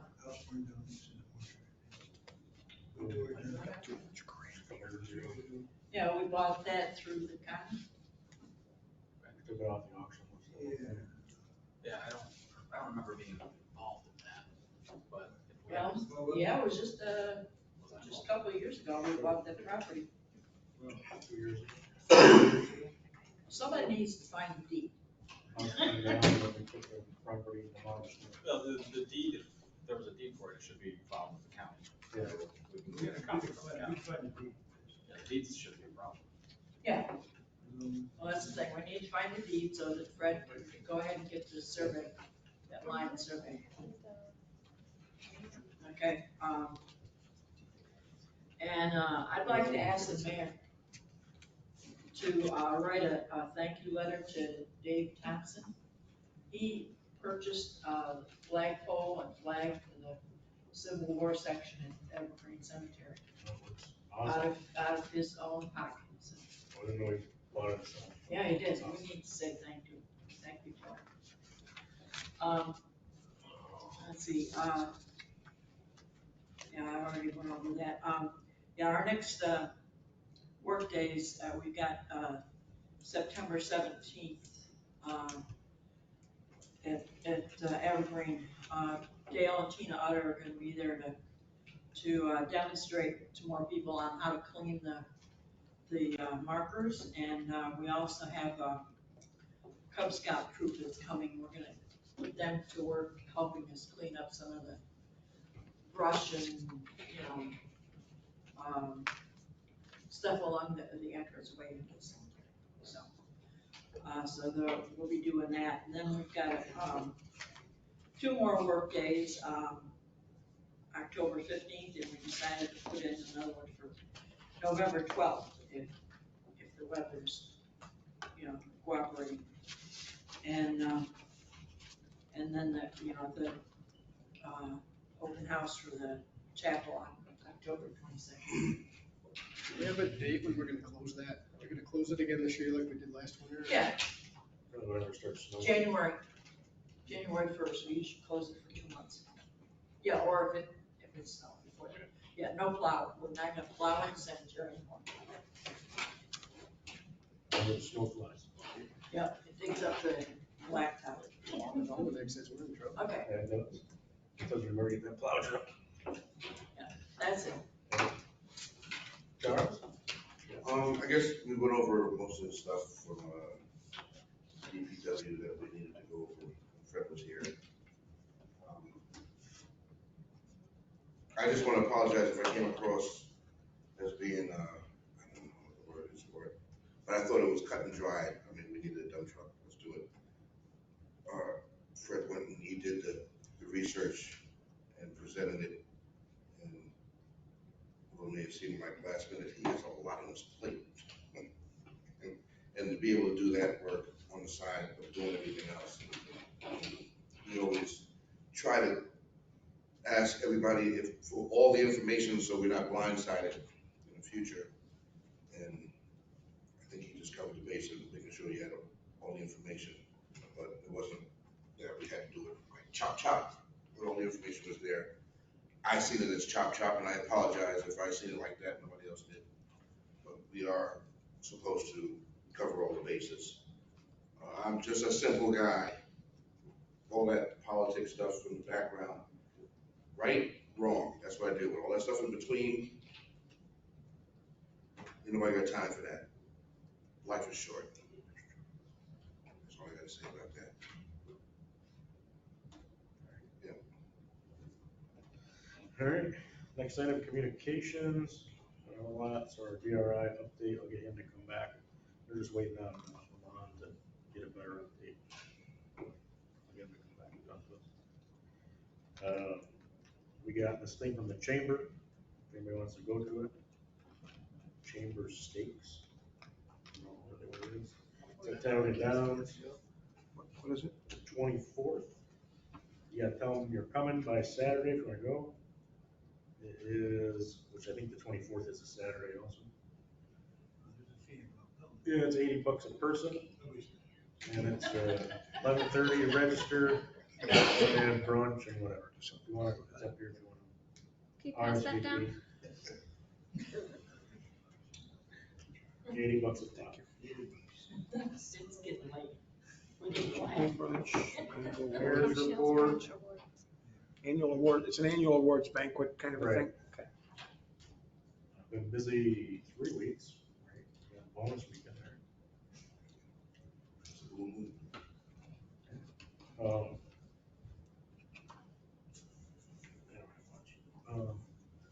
Eventually, we gotta talk about cleaning up the building. So we put out an RFP to get cleaners for the building. Only one place submitted back. This one. Jim does global, he just, They didn't submit. no? only people that submitted were Mary Maids, who we were not very happy with at the police department. Yeah, we didn't love that. How much, how many days a week we looking? Once a week. That's it? You sent that back to him? Thanks. I show it. That's what she does. So anyway, we're still looking. You got the question? Are we required to have a company because of the security of the building, or we could hire an employee cleaner? Okay.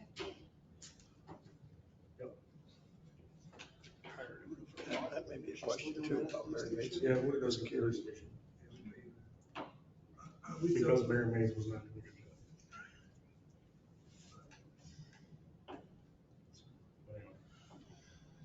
job. Last item is public comment.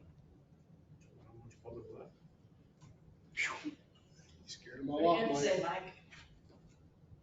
The only thing I gotta say is that's not really a skate park down there. You can't really call it, it's not a skate park, that's Yeah. a skate area. Cause a real skate park is as big as this building, if not bigger, and Yeah. you're looking at $50 to $85 a square foot to design and build a skate park. I did a little research way out. But, yeah, Thanks. But anybody ever stop to think to talk to some of the kids down there? We had a whole committee on A lot of them ain't kids. that. No. And they gave a lot of good ideas. But the ideas sometimes cost a lot of money. Yeah, kids are all about money. All right, any other comments? Good. All right. Move to adjourn.